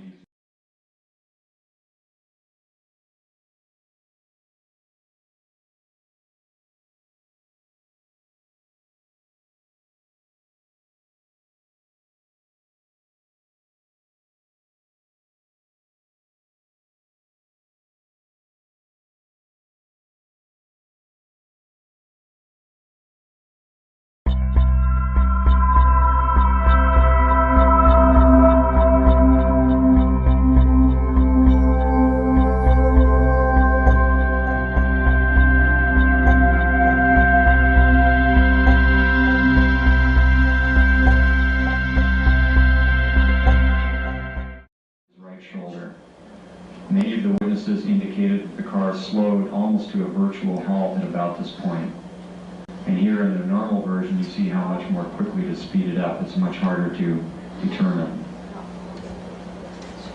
Many of the people who asked the question why Jackie Kennedy did not report this, it should be fairly evident that she wasted no time in getting away from the attacker. Lights, please. Did everybody see it? Okay, those of you who did not see it, please come up to the front. And would some of you in the front not see it? Okay, good. Let's move right on along here now. What I'm showing you here is an aerial photograph taken of Area 51, otherwise known as Dreamland or Groom Lake. It is a super top secret area in the Nevada test site where we are test flying the alien craft. Now, a lot of people didn't believe what John Lear and I have been telling them for a long time. And there is a radio show in Las Vegas called The Billy Goodman Happening. Is there anybody here who listens to that? One gentleman in the back. Did you hear the Groom Lake trip? Yeah, every once in a while. Okay. What happened was they didn't believe what we were telling them, and all these people wanted to go out and see for themselves. So they put together this trip to Groom Lake. Now, in anticipation of this, a reporter from Santa Clara came down, got a grant from a radio station up there, and came down and camped out up there watching Groom Lake for a week in advance and phoned in reports every night to the radio station. And he had dozens of sightings. Unmistakably unidentified flying objects that could in no way, shape, or form be aircraft. All in the Groom Lake facility, in the air, doing things that are impossible to do. On the fateful night, 100 of Billy Goodman's listeners and Billy Goodman and about 9 members of the Lincoln County Sheriff's Department went up there and had a vigil. They had 4 sightings, and then the majority of the group left. 4 good sightings, and then the majority of the group left. 12 people stayed there all night and had 15 more documented sightings that they are ready, willing, and able to swear to. So, you can do with that piece of information whatever you wish. I suggest that those of you who can tune in to the Billy Goodman Happening every night, Sunday through Friday night at 10 p.m. It goes from 10 p.m. till 1 a.m. in the morning. It is the only radio show, in fact, it's the only media in the world that accurately reports the UFO issue. I have been a guest on there many, many times for the whole 3 hours. He has had Colonel Bo Greitz on there. He has had Brad Steiger on there. He will have anyone on there who knows anything about this and wants to be on. All you got to do is write him or call him, talk to him. His daytime number is area code 702-451, and I hope you're writing this down, Virgil. 702-451-3131 in the daytime. If he's not there, please leave a message for him. He will get back to you. What is the name again? His name is Billy Goodman. What is the frequency? It's 840 on the AM dial. Now, I've tried to get it on my car radio here. That station is 50,000 watts, and it's heard in Canada. The whole state of California can hear it, Oregon, Idaho, all over the place, but I can't get it on my car radio in Sedona, Arizona. It's incredible, because it is the only... Billy Goodman, in my estimation, is a hero, because everyone else who has ever tried this in the past has lost their job, or the radio station has blown up, or something has happened. But Billy Goodman has sworn that he's going to persist until the truth comes out. So he will talk about it every night. He talks about other things, and he has other guests on, and he has entertainers on, and things like that, but his main issue is the UFO and the drug issue, and he wants to get to the truth. And he has sworn that he will persist until the truth comes out and nobody will make him stop. And I believe him. He's doing an absolutely wonderful job. Now, what does all this mean? It means that the secret government is not our government, and it is in full control and is powerful enough to assassinate a president and get away with it. They were powerful enough to tell Lyndon Johnson not to seek another term, and he didn't. How many of you have ever read or know anything about Lyndon Johnson? Anybody in here? He was my teacher in school. What did you learn about him? Not much. You think he would have not run for another term? This is one of the most ambitious men that ever lived. He was a politician's politician and one of the dirtiest of them all. And he wanted it all.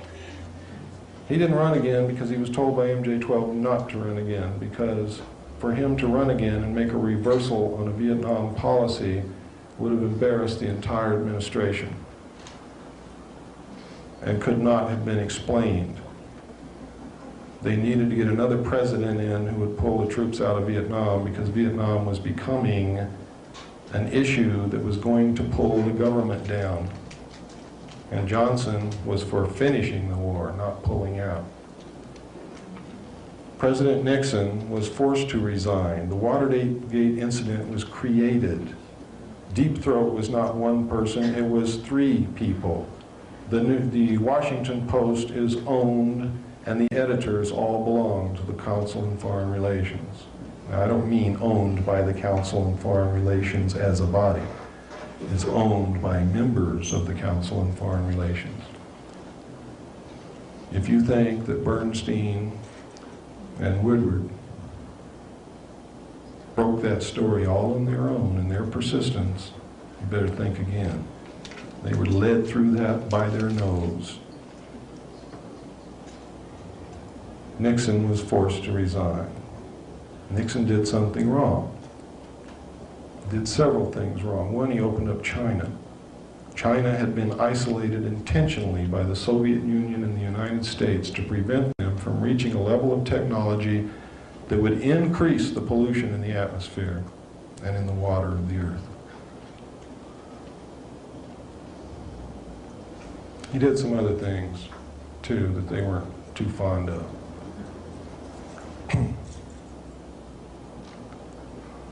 President Reagan's assassination, we believe, was an attempt to get Bush into office quicker than what he would have, and also to ensure that he got into office, because an election is always an iffy matter, and Bush had been their baby from the beginning.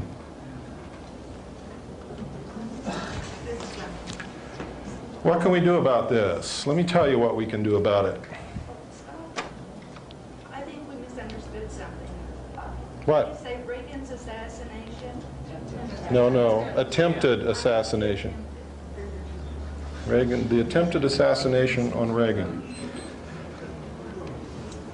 Well, we might have missed something. I mean, he really wasn't alive for the last couple of years, was he?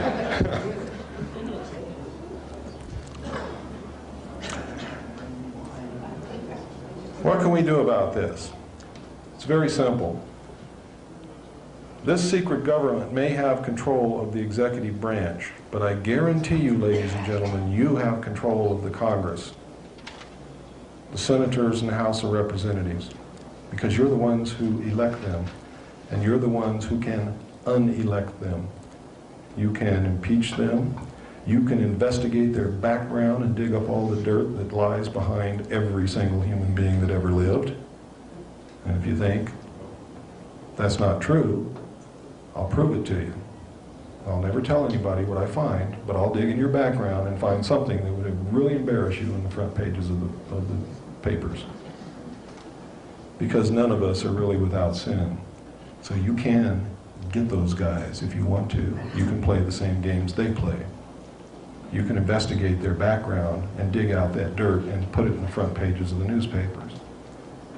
And you can cause them to fall that way.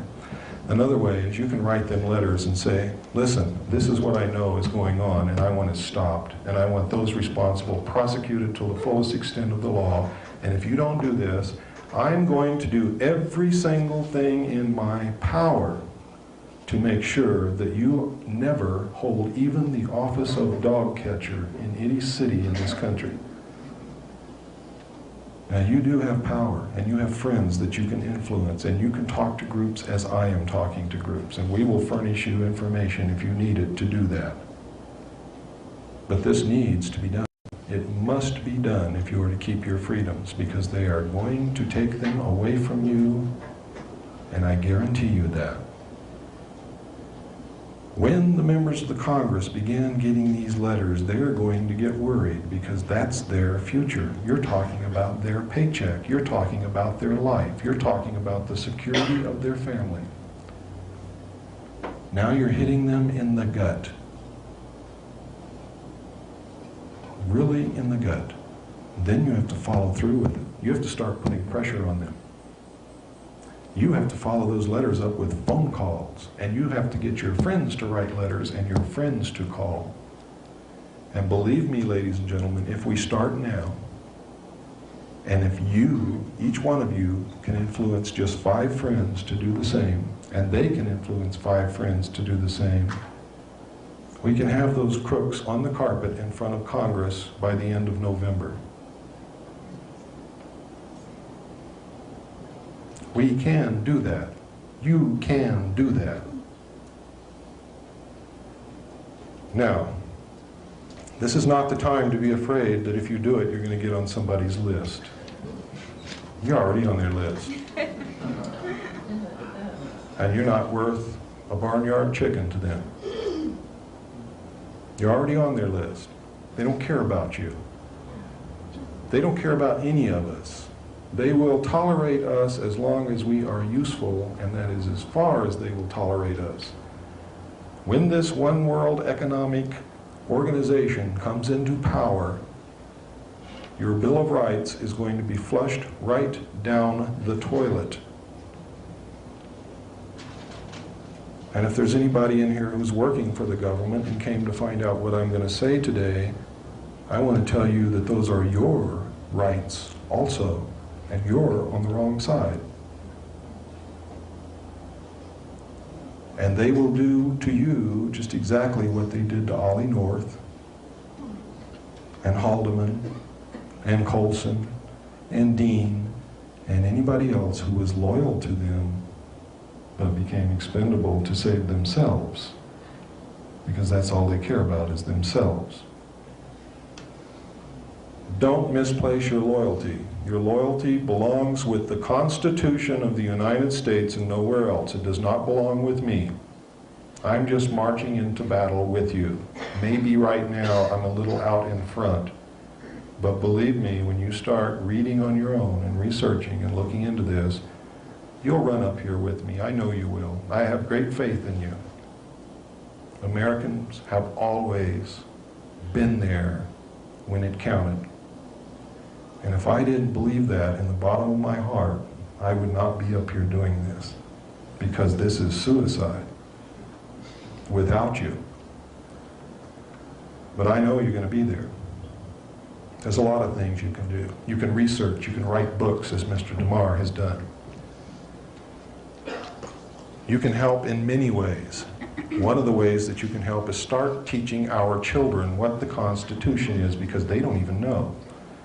And you know something? I'm not going to do it because I don't want to embarrass you, but you don't know either. Most of you in this room can't even tell me hardly anything about what the Constitution says, and you know it. That is the United States. It is our freedom. It is everything that we stand for. It is the only thing on earth worth protecting besides our family and our loved ones. There is nothing else to fight for. There is nothing else that has ever given anybody the freedoms and the chance and the opportunities that our Constitution gives us. And we must never lose sight of that. The Constitution has been taken out of the school books intentionally, ladies and gentlemen. The Rockefeller family owns most of the teaching colleges. Did you know that? They also own most of the textbook publishing companies. Did you know that? Did you know that the Federal Reserve is not an agency or a branch of the United States government, and our money is nothing but worthless printed paper. Did you know that when you pay your income taxes, you pay them to the IRS, which also is not an agency or a branch of the United States government? It is an agency of the Federal Reserve. It is the collection bureau to repay our national debt to those whom we borrowed it from. When you get your refund check, it does not come from the money you paid in. The money you paid in to income tax goes to the Federal Reserve to pay off the national debt. The United States government, to give you your refunds, has to borrow again from the Federal Reserve to give you your refunds, and we go more into debt. And did you know that if we started printing $100 bills right now with all the money printing presses that we have at our disposal and printed money 24 hours a day, every day, forever, we could never pay off the national debt because we cannot print the money fast enough to even catch up with the interest on the unprinted amount. Our children and our grandchildren and their grandchildren and their grandchildren and their grandchildren and their grandchildren have been bought and paid for and are in debt forever. And our nation is owned by the European banking interest who own the majority of the stock in the Federal Reserve. We have been asleep at the wheel, and we are teetering now on the brink of a cliff. And one wrong move, we will go over that brink. But if we very carefully get out of this car and pull it back away from the edge of the cliff and get it back on a straight course to our destination, the true destination that we should be headed for, which is peace and posterity and safety and security and love and happiness, then we can survive. But as I said before, I cannot do it for you. I will march as far as I can until they strike me down. You've got to catch up with me. You've got to be with me, all of you, every one of you. If you go home and sit and think the rest of it will do it for you, then there may be somebody else sitting, thinking the same thing, and somebody else, and somebody else. And we might end up with everybody thinking that somebody else is going to do it for them. It's too late. It's too late. The Constitution of the United States and our freedom have never, ever been in greater danger than they are right now. We have never been at war with Russia. Russia is not our enemy. Russia has been our ally since the end of World War II, and I'm going to prove it to you right now. I'm going to show you a video that appeared on 60 Minutes last Sunday. And what did it say? How many of you have been reading in the papers that many of our generals and admirals and the chairman of the Joint Chiefs of Staff of both countries have been going back and forth? Do you know what they're doing? Have you been watching what else has been happening in the world? They're taking inventory of the combined arsenals and getting ready to merge the two largest armies, navies, and air forces in the world to make this world government. And the target date is 1992. The general says it to Mike Wallace right in the film that they have never considered the United States to be their enemy. And you might think it's propaganda. He was telling the truth. The reason for the guise of antagonism between the two countries for all these years has been to hide the fact and take the public's eye off of what was really going on. And the reason that they kept such large standing armies was, one, to fund large sums of money that they needed besides the dope money and everything else into these black projects, and to keep these large standing armies, navies, and air forces in case the Earth was invaded from outer space.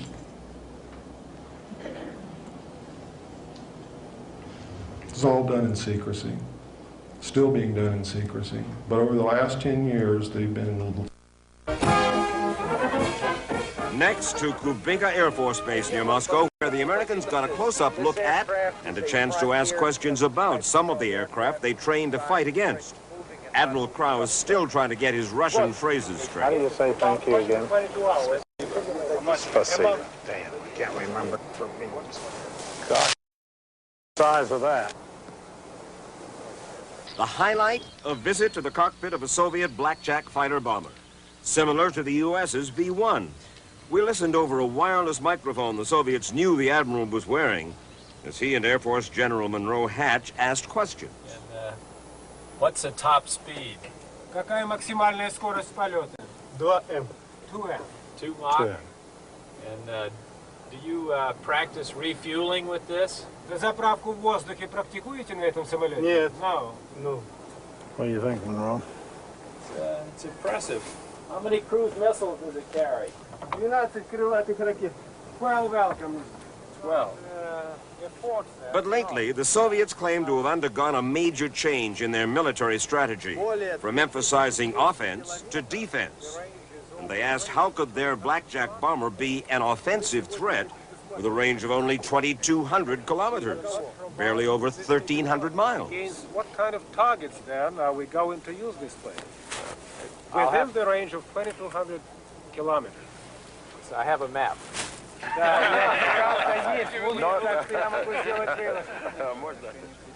Then General Moseyev made a remarkable statement. We have never regarded the United States as the enemy of the Soviet Union. And we do not regard any possible scenario which would involve unleashing a conventional warfare or nuclear warfare, the most so against the United States. You and I are literally members of a transitional generation, tasked at this moment to re-examine the way our two societies have thought. Telling you the truth. How many of you saw the end of the Olympic Games in Los Angeles? Anybody? Anybody see it on TV or videotape or on the news? This incredible event, the most beautiful, authentic-looking UFO you ever saw, came down out of the sky and landed right in the middle of the stadium. It was awe-inspiring. It was beautiful. The crowd went wild. It was shining down the blue beams of light exactly as the abductees described them. It was an exact copy of the real thing. It was sponsored by Levi Strauss. How many of you saw the Levi Strauss Docker Slacks commercial recently? Where the guy runs in and says, "Hey, guess what, gang?" He's got on Docker Slacks. "America is hosting EBs." And the guy says, "EBs? What's EBs?" "EBs are extraterrestrial biological entities, and America is hosting EBs." And everybody says, "EBs, jeebies." He told us the truth, but we laugh at it. Not too long ago, Gumby on Saturday morning, your kid was sitting there and you thought he was watching good television. Gumby was abducted, implanted, and returned. And the little boy said, "I wish they'd do that to me." What do you think they're preparing those kids for? What else have you been seeing on TV? Alien Nation, who, by the way, look exactly like the group of aliens designated the Orange. How about War of the Worlds, which plays out the reality of John Lear's Lear hypothesis? What do you think is happening with ET, with V, which is telling us that maybe we may have to resist in just this manner if it ever turns out that one of these guys are bad guys? And what happens in V? The bad guys back a one-world government that takes over the world. And the world thinks it's wonderful, don't they? Until one lone CIA agent discovers the truth. And then people form little resistance groups. Well, gang, let's form them before it happens. Let's don't wait till it happens. Let's do it now. Let's prevent it. Okay?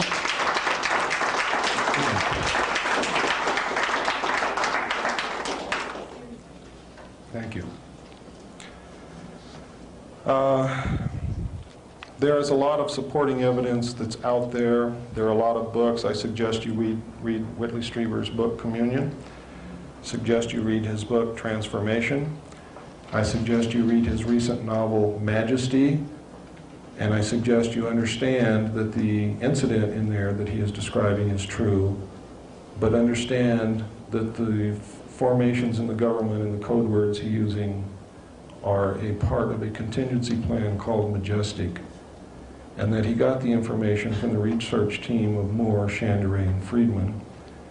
Moore has stood up in front of the MUFON Symposium in Las Vegas on July the 1st, 1989, and admitted that he was working for the United States government, that he had been recruited, that he was putting out disinformation to researchers to keep them from finding out the truth, that he participated in the TV show UFO Cover-Up Live, and at least 50% of it was disinformation. About 50% of it was true. Etc., etc., etc. Anything you see that says Majestic is disinformation, and it is a lie.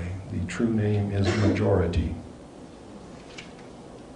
Majority 12, Operation Majority. There is an agency called the Majority Agency for Joint Intelligence.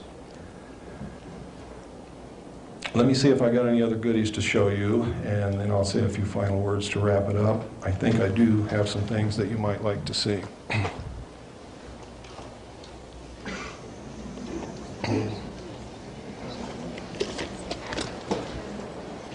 I want to show you how disinformation works. Not too long ago, when I first began talking about what I knew, John Lear asked me to come to his home for an interview with PM Magazine. I thought, wow, this is incredible. These people really want to put it on the air? I can't believe it, because it's never happened in the past. You see, there's always been an intense campaign of denial, ridicule, debunking, and character assassination. So I went there in all good faith, and John Lear and I, knowing what had happened to people in the past, took the producer and the camera crew aside, and we said, listen, this was about 8 o'clock in the morning. We said, listen, we'll do this provided one thing, that you submit to a complete briefing by each one of us on everything that we know and all the documents that we possess and the videotapes and the maps that we will show you and the letters that we have from officials of the government admitting that this is true, etc., etc., etc. They agreed to that. So we did it. We briefed them for approximately 8 solid hours with no breaks. When we were through, they were convinced. You see, because we presented the information to them without all the other comments like I'm making tonight, and for 8 solid hours of evidence, not talk, evidence, things that you can see and cannot doubt. And then they spent 4 hours filming us, John Lear and I, and we told them literally everything we knew. And this was for a 30-minute program, and she said, boy, this is going to be the greatest show in the history of television. And John said, you'll never get it on the air. And she says, they've never censored anything that I've ever produced, and everything I've produced they put on the air exactly like I've edited it. And I said, well, I've got to agree with John. I really don't believe it'll air. Well, it aired. And what I'm going to show you is the results of what I have just told you. This is what aired, and I want you to watch it. And then you'll go back to your television set with a different kind of a viewpoint and a different knowledge, I hope.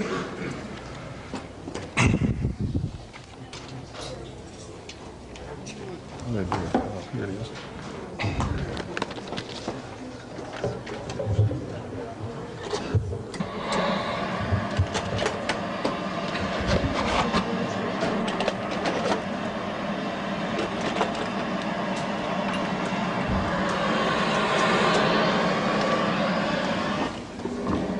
For years now, there has been a small but very vocal minority in this country who make the claim that we have been visited on a regular basis by extraterrestrials. Now, generally, they are dismissed as cranks or crackpots by most of us, but they persist in their belief that the aliens are with us. Some of these people, however, are a little difficult to dismiss. Men like John Lear, who you will meet tonight. John says that he has had government connections in the past, and that the government is trying to discredit him because it's all part of a giant cover-up. People are being abducted.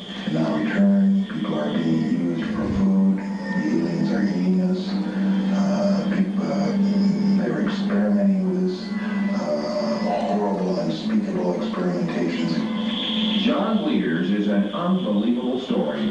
He's certain that we have been invaded by an alien culture, that they are experimenting on us, and that the U.S. government knows about it. In fact, it's their most guarded, top secret.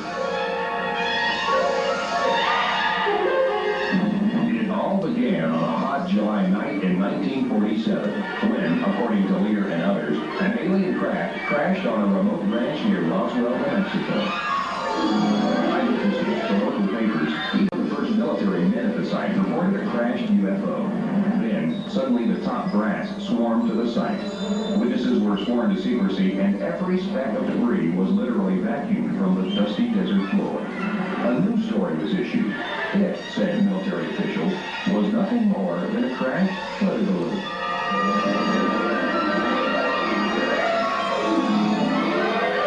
William Moore has written a book on the Roswell incident. We know that it was not a weather balloon. The people who gave out that story have since come forth and said it was nothing more than a fabrication to get the press off their backs. The evidence suggests it was a spacecraft, and the evidence suggests the government grabbed it and carted it away and is still involved with the examination of it. In fact, government documents unearthed via the Freedom of Information Act suggest that both craft and alien bodies had been retrieved. However, references are vague, and large portions of the text have been censored.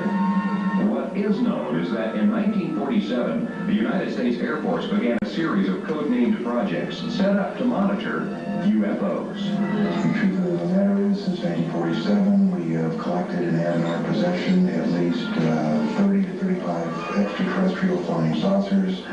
We have collected and had in our possession at least 100 to 150 alien bodies representing at least 3 different species that people are being abducted at an unprecedented rate. Lear goes so far as to claim that the U.S. government has established communication with this alien power and actually collaborated with them. We have even built underground research facilities in top secret areas to house their little gray scientists. And now, says Lear, they have run amok. They are out of control and they are not benevolent. Our government realizes it made a horrible mistake and can do nothing about it.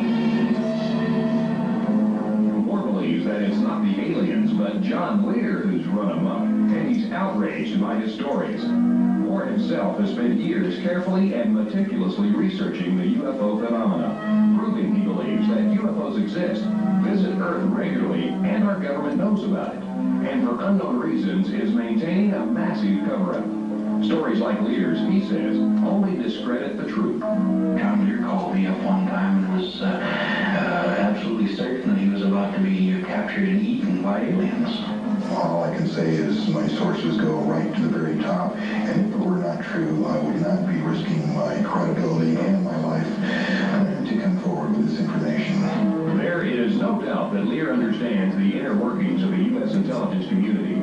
He's the son of late aerospace pioneer Bill Lear, and for years flew covert missions over Laos for the CIA. He has done nothing but collect the most outrageous rumor mill stories that are floating around in the grapevine.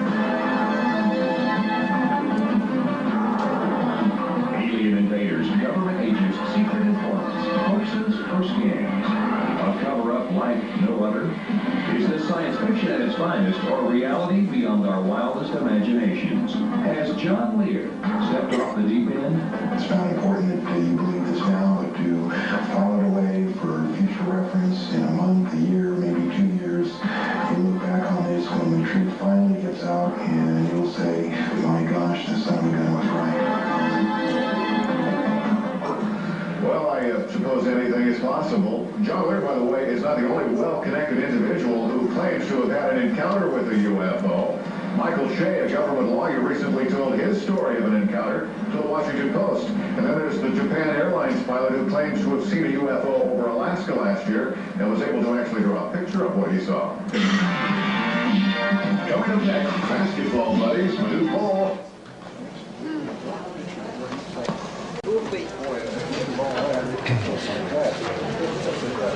Now, the reason you only saw John Lear and not me is John Lear got all of his information secondhand from his contacts, where I was a first-hand participatory witness. Therefore, they didn't put me on, but they put John Lear on, and then they put him on in a manner, after spending 12 hours with these people, this is what you saw. And this is how they do things. There is a campaign underway now to discredit Whitley Strieber. I can tell you that Whitley Strieber is writing about what really happened to him. I don't know Whitley Strieber. John Lear doesn't know Whitley Strieber. He's not getting this stuff from us, believe me. One other thing that I want to show you, which is about an organization called Yellow Fruit. Does anybody know anything about Yellow Fruit? Okay, let me show you this.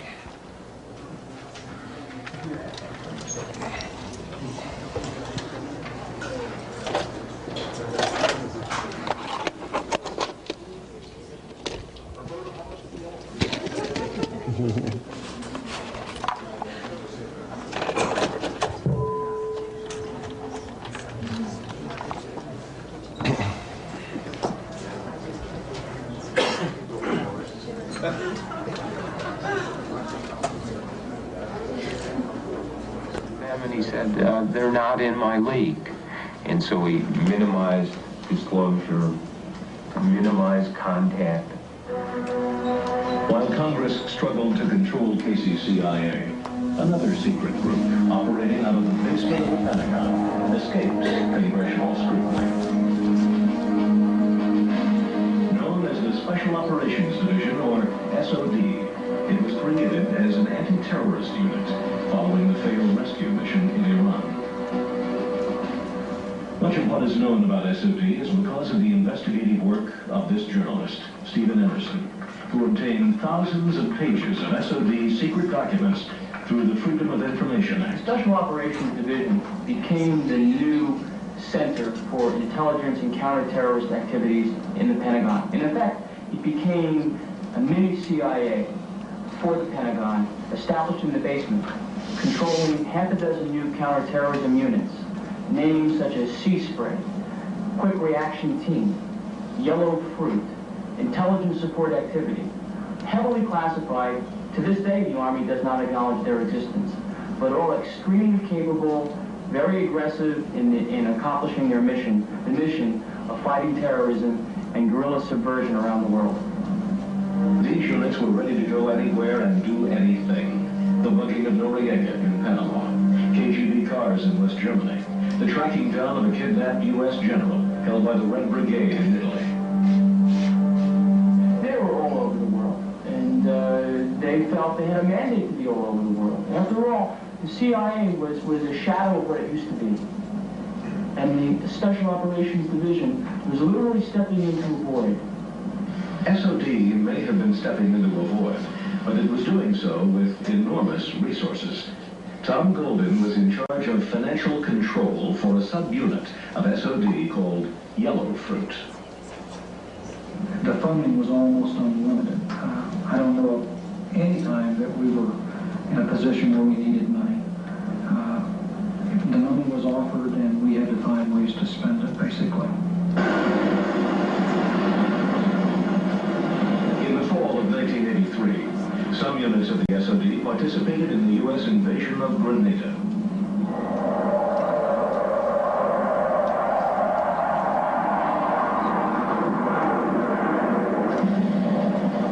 By then, the secret team's existence was known to National Security Council staffer Oliver North.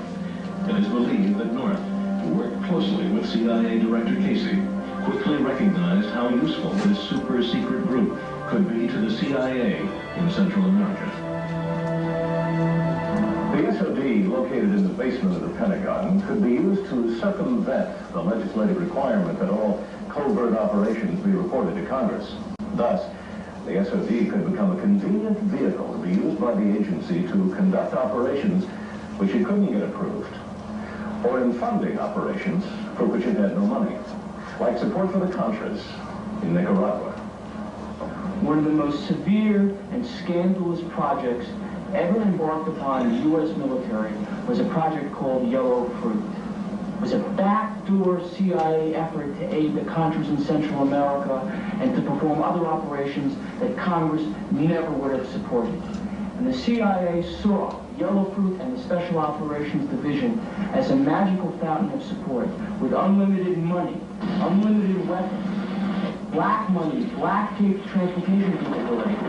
Basically, another CIA without any of the reporting problems that had triggered the problems of the late 1970s. Some of the units actually participated in strafing Nicaraguan targets, bombarding airfields and oil fields in an attempt to disrupt and possibly dislodge the Sandinista regime. But Tom Golden blew the whistle on Operation Yellow Fruit. Normally in intelligence operations, you're advanced a certain amount of money to operate with. Once you spend that money, then you must submit a voucher to account for it. What I found was very unusual in this unit is people have been advanced as much as $150,000 and had never submitted a voucher for accountability. I eventually went to my superiors and reported what I believed to be abuse of funds and possibly fraud. That eventually was surfaced to the leadership of the Army, who ordered a massive investigation into the Special Operations community in general. This is Arlington Hall, Virginia, headquarters for U.S. Army Intelligence. Here, members of the SOD team were court-martialed in a soundproof room. 2 SOD members are now serving prison sentences for financial fraud. But what was most important about these trials was not the discovery of another case of misuse of government funds, but the revelation that the SOD's Yellow Fruit served as the blueprint for what William Casey called the Enterprise. The Special Operations Division and Yellow Fruit had a unique access to equipment, material, offshore bank accounts, a secret clandestine Army/CIA aviation unit, a clandestine ship overseas to provide transportation, access to material and weapons, all the seeds that would later basically erupt in the Iran-Contra affair and be known as the Enterprise. And I believe that Yellow Fruit and the Special Operations Division were both being groomed by the CIA and the National Security Council to serve as the cornerstone of the Enterprise to perform operations in Central America and elsewhere that would never be accounted to Congress. Lights, please. Now let me tell you who Yellow Fruit really is. Yellow Fruit, along with Sea Spray, are accountable for security of the alien task projects. They started out as Delta teams attached to the National Recon Organization at Fort Carson, Colorado.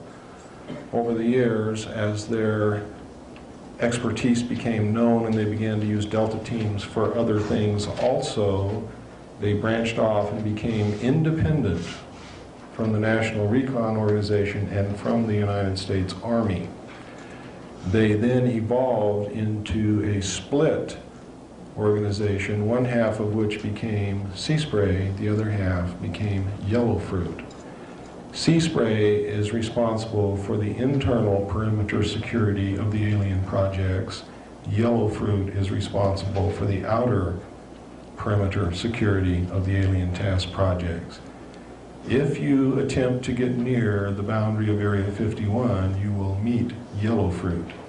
They will intimidate you, they will scare you, they will flash guns in your face on public land where you have every right to be, and most people will go away, which is the prudent thing to do. Now, if you get to the boundary of Area 51 and put 1 foot across, you are now the property of Sea Spray. And no one who sees Sea Spray ever sees anyone else.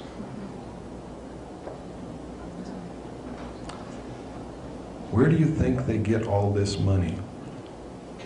From drugs. If you look at all of the things that the secret teams have been doing, Look at all of the covert operations that we've been performing, and then look at the budget for these things, and you will see that Congress has not even allotted 10% of the money that would be required to carry out what they have been doing.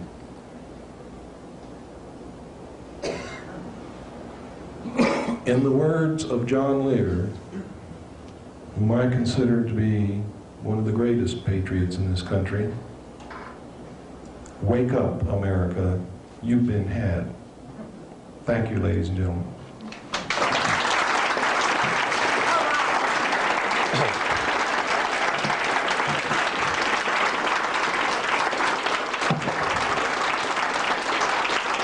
We have information at the back table. We have some tapes. By the way, ladies and gentlemen, this is our only source of income while we continue our research and do this, is the money that we get from people who come to listen to this information, and the money, the sale of materials and tapes. When possible, when we have the extra money, we do make tapes which we give out to people for free with the stipulation that they never charge anyone for tapes and that they make at least 5 and pass them on to other people. If you purchase a tape from us, we want you to make copies and give them free to other people.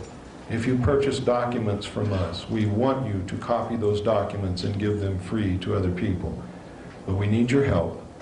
If you can afford it, please get the information. There's bibliography is attached to the documents. To the tapes, there's not. I want you to go research this material yourself. Start reading. Start looking into it. Don't believe what I'm telling you until you find evidence to support it in your own research. Then act.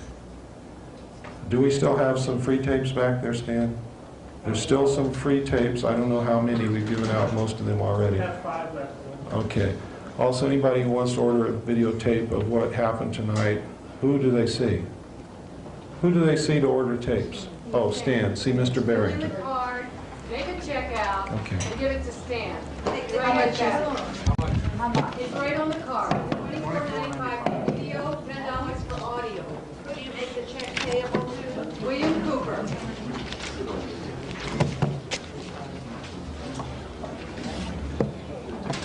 Thank you. I wish you all love, peace, happiness. Please be truth seekers. Yes, sir. Now we'll take questions and answers. Yes, sir. Got 3 short. Okay. The Eisenhower Treaty. Oh, well, let me make this one statement first. When you consent to ask a question, you are consenting to have it included on the videotape. It is implied permission. Okay, I have to tell you that because the videotape is going to be disseminated to whoever wants it. Okay. The Eisenhower Treaty. That was to accomplish what? Question 1. That alien entity, is that one of the alien, or is that a representation of the total alien influence making the treaty, or is it just one alien? Okay, the question, ladies and gentlemen, was... One of the alien projects. He wants to know what the treaty was between Eisenhower and the alien nation that we made the treaty with. Number 2, did the parties to the treaty include just one race, or were they representing all the different races of aliens? And what was the third question? What are the alien projects? What are the alien projects? There's a lot of alien projects. The first question, the terms of the treaty were that we would keep their presence on Earth a secret. We would not interfere in their affairs. They would not interfere in our affairs, and we were particularly interested that they not interfere in anything that would affect our future. We were really interested in that point. Another term of the treaty was that they would furnish us with advanced technology. We would, in turn, allow them to abduct human beings on a limited periodic basis for medical examination and the monitoring of our development only. We have since, over the years, found out that they have gone way beyond that, way beyond it, and are doing, in fact, very terrible things to a select few human beings that are abducted all around the world. The third part of, or the second part of your question is, did they represent one race or all of the races of aliens? No, this group represented one specific race at the time that I saw the documents. We have evidence now that they may be also, they may have also entered into agreements with other races of aliens, and we do not know what the terms of those agreements, if indeed there are agreements, are. The answer to the third part of your question is there are many projects, there are really too many to go into to answer one question, but there's projects to exchange technology, there's genetic engineering, there is mind control manipulation going on. There are test flight of the alien craft. There's a secret space program that has actually built a base on the moon and a colony on Mars. These exist. We have documents that can prove it. We have letters from people who participated in the projects. There is a book called We Discovered Alien Bases on the Moon, written by a man by the name of Fred Steckling, which includes actual photographs, NASA photographs in that book that show the bases, that show the alien craft on the moon, that show the facilities in the craters, the domes, the spires, the structures. They are some of the exact same photographs which I viewed between 70 and 73, which were a part of a portfolio which made up the information that I saw. It does not include all of the photographs which I saw, but there's a pretty good representation there. God, I could go on and on and on. But pardon? If you see someone, do you have a metaphysical bookstore in town? They should be able to find that book for you, whoever it is. Who was the writer? Fred Steckling. I think that book's been out of print for about 10 years, hasn't it? Oh no, you can get it from Fred. Yeah. Yes, ma'am. Is it possible to force an audit of the Federal Reserve? She wants to know if it's possible to force an audit of the Federal Reserve. Yes, it is. It is not only possible, but it is happening. The momentum now is being gathered. A bill is being introduced into the Congress shortly to do exactly that, to audit the Federal Reserve. The Federal Reserve has never been audited. If and when it is ever audited, this country's in for a rude awakening. Now, I suggest that you write your congressman to get behind this bill, insist that it be passed. Also include another paragraph insisting that they put another bill through Congress to nationalize the Federal Reserve, cancel the debt, and print our own money so that you can't owe yourself. The reason we owe somebody is because we're not printing our own money. They're printing it for us and loaning it to us, and it's not worth anything anyway. It's like me printing paper, giving it to you, and saying you owe me your ranch because I gave you some paper with my name on it. I mean, it's insane. It is. It's insane. It's absolutely insane. And how we've stood for it all these years, I'll never know. And I'm just as much to blame as anyone else. Yes, ma'am. Why was Nelson Rockefeller murdered by whom? Pardon? Why was Nelson Rockefeller murdered by whom? Murder who? Nelson Rockefeller. Why was Nelson Rockefeller murdered? And by whom? Why was he murdered? I never got up to that level to find out. I don't know. Didn't he have a heart attack by injection? I'm afraid that that is quite a normal way of getting rid of people nowadays. Do you know anything about him? I know an awful lot about Nelson Rockefeller, but I do not know why he was murdered. I do believe, though, as you do, obviously, that he was murdered. Did Kissinger have something to do with that? Henry Kissinger may have. Henry Kissinger was Rockefeller's man. Rockefeller bought Henry Kissinger back in 1953 when he gave him $50,000. Gave him $50,000. From that moment on, Henry Kissinger belonged to Rockefeller. Yes, sir. You made reference to air and water pollution. Yes. Do you have something to add to that as to...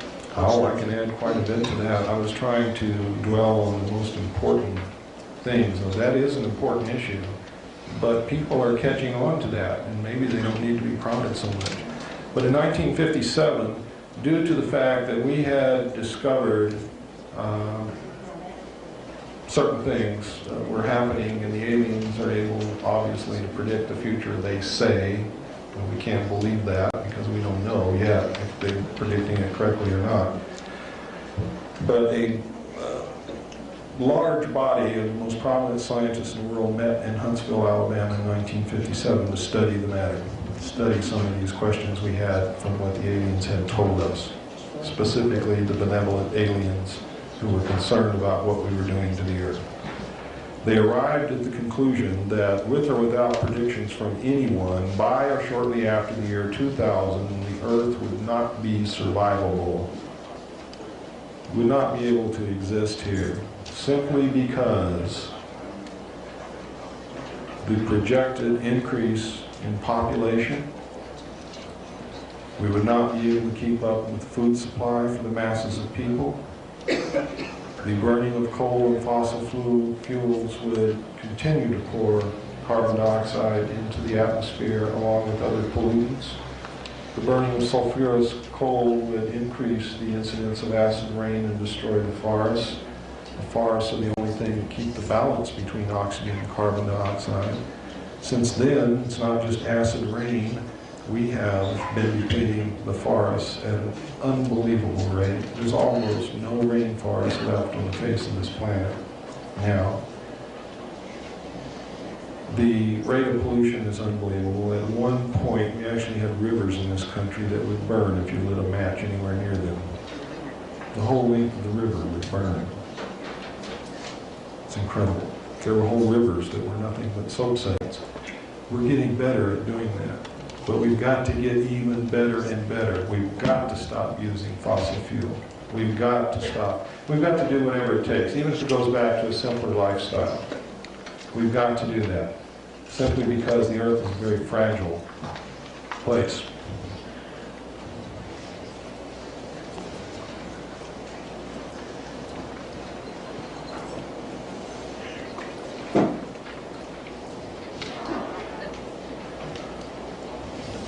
Does that answer your question, sir? Okay. The government, the elite have taken care of their own survival in case the Earth does so-called self-destruct. They have places that they can go. Yes, sir. Is the catalytic converter one of the main contributors to acid rain because it puts out sulfur dioxide? Absolutely. Sulfur dioxide is mixed with moisture? Or yes, to get rid of one pollution, they create another one. It's because the only answer is to stop driving cars. That's the truth. And there is a benefit to horses, believe me. Yes, ma'am. Mr. Cooper, given the endangered condition of our planet, of which we're all painfully aware, what is your personal opinion as to the reason why these alien races want our planet? I'm not sure that they want it. There's no evidence that they've attempted to take it from us. I think they want to live here with us. I think there's things here that they want. I think that they find us mystifying in certain ways. There are some aliens who do not have the ability to love or get angry.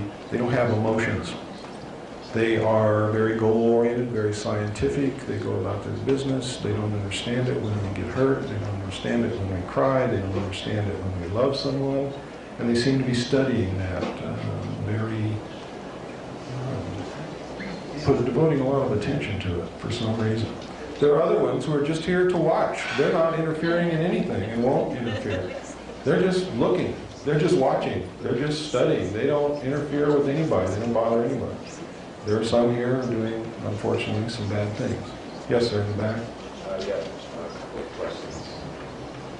One might have already been answered. I'm wondering, can you speak up, please? How would the aliens fit in with a one-world government? Is there any master plan that they have? And also, do we know really where they came from? We know what they told us. For instance, the group we have the treaty with told us they came from a planet that revolves around a red star in the constellation of Orion, which we call Betelgeuse. Well, wherever they came from before they came from where I'm going to tell you they came from, they really came from the planet Mars, and they may have come from somewhere else before that. But I know for a fact they came here from Mars. from Mars. We have found, ladies and gentlemen, the remains of an ancient civilization on the planet Mars that have at least reached the Bronze Age. And we have found that someone has been living underground on Mars, and I think it's these people who came here from Mars. The Mars phase is not something new. We knew about that on before May the 22nd, 1962, when our first space probe that we sent to Mars landed. Before it landed, it had made quite a few revolutions around the planet Mars in the atmosphere. It was a winged probe. It actually landed on the surface of the planet on May the 22nd, 1962. Contrary to what you've been told.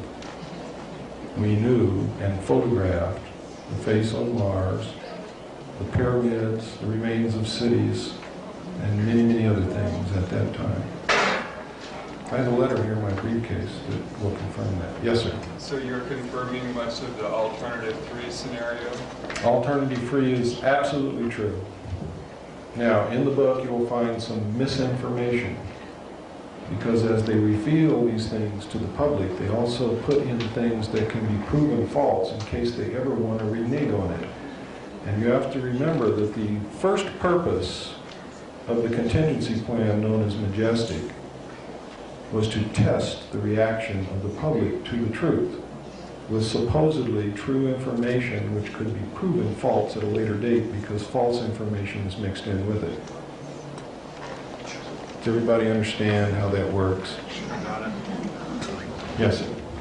Is there any way to tell whether there are good aliens or bad aliens, or is there any way to contact or places to go where you can see them that are, like you said?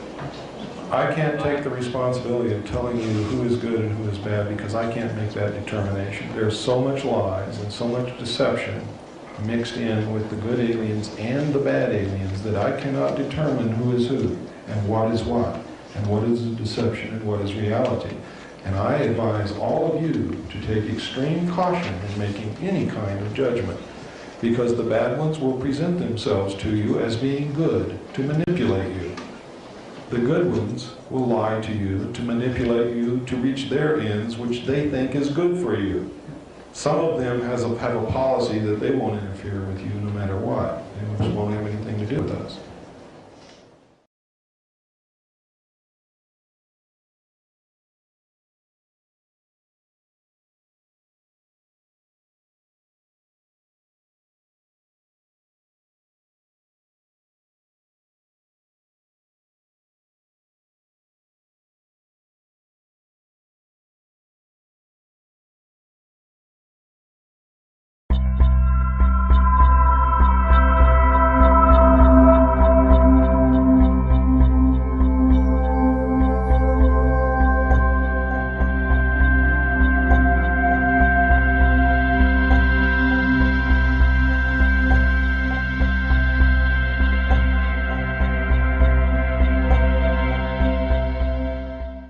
Understand how that works? Got it. Yes, sir. Is there any way to tell whether there are good aliens or bad aliens, or is there any way to contact or places to go where you can see them that are, like you said? I can't take the responsibility of telling you who is good and who is bad because I can't make that determination. There's so much lies and so much deception mixed in with the good aliens and the bad aliens that I cannot determine who is who and what is deception and what is reality. And I advise all of you to take extreme caution in making any kind of judgment, because the bad ones will present themselves to you as being good to manipulate you. The good ones will lie to you to manipulate you to reach their ends, which they think is good for you. Some of them have a policy that they won't interfere with you no matter what. They just won't have anything to do with us. Now, somebody sent up a note that says, I am very concerned about the statement you made that there is deception coming from good and bad. What deception is coming from good ETs? Is this possibly a lack of spiritual understanding on your part? No, it's a part of in-depth investigation and questioning and finding out the truth rather than accepting what I hear and what I see. That is what is the result of. For instance, would you say that the good aliens who led the Jewish tribes out of Egypt were good or bad? Why? Didn't they save them? Didn't they lead them? Didn't they give them food? Didn't they give them water? But they saved them, didn't they? Didn't they save them? Wouldn't you say that was a good act? But how did they accomplish it? They deceived them. They said that they were God.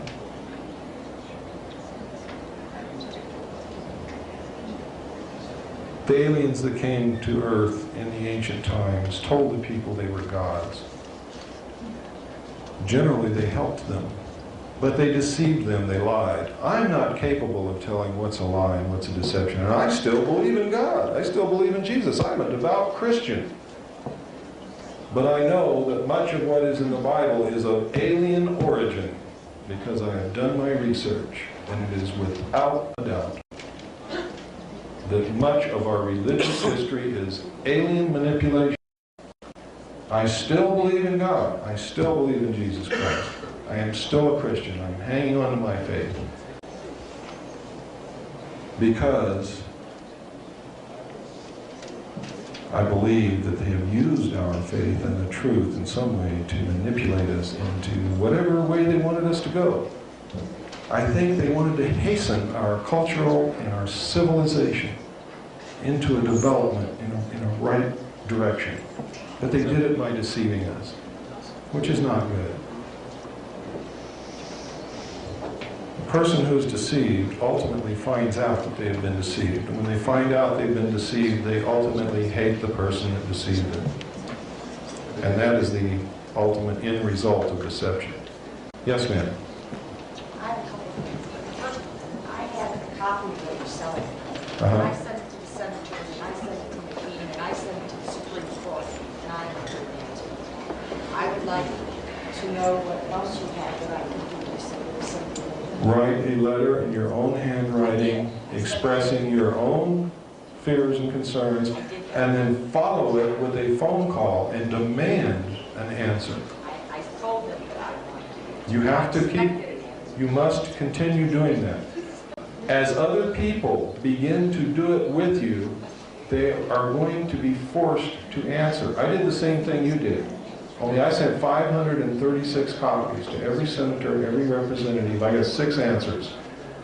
5 of those answers said that they were sending the information in my letters to my congressman as a congressional courtesy. The 6th letter was from my congressman saying, I don't know what this is all about. I never received anything. Yes, ma'am. And when I go to tell people about what you wrote, I mean, I want everyone here to know. I mean, I almost felt like I had an ulcer. Nobody would believe me. They told I was negative. What are you doing talking about this negative stuff in the planet? You're crazy. There's no aliens. Welcome to the club. Yeah. No one knows about that better than myself and John Lear. We've been called kooks. We've been called mentally deranged. We have been laughed at. Would they make jokes about us on television and on radio? I don't care.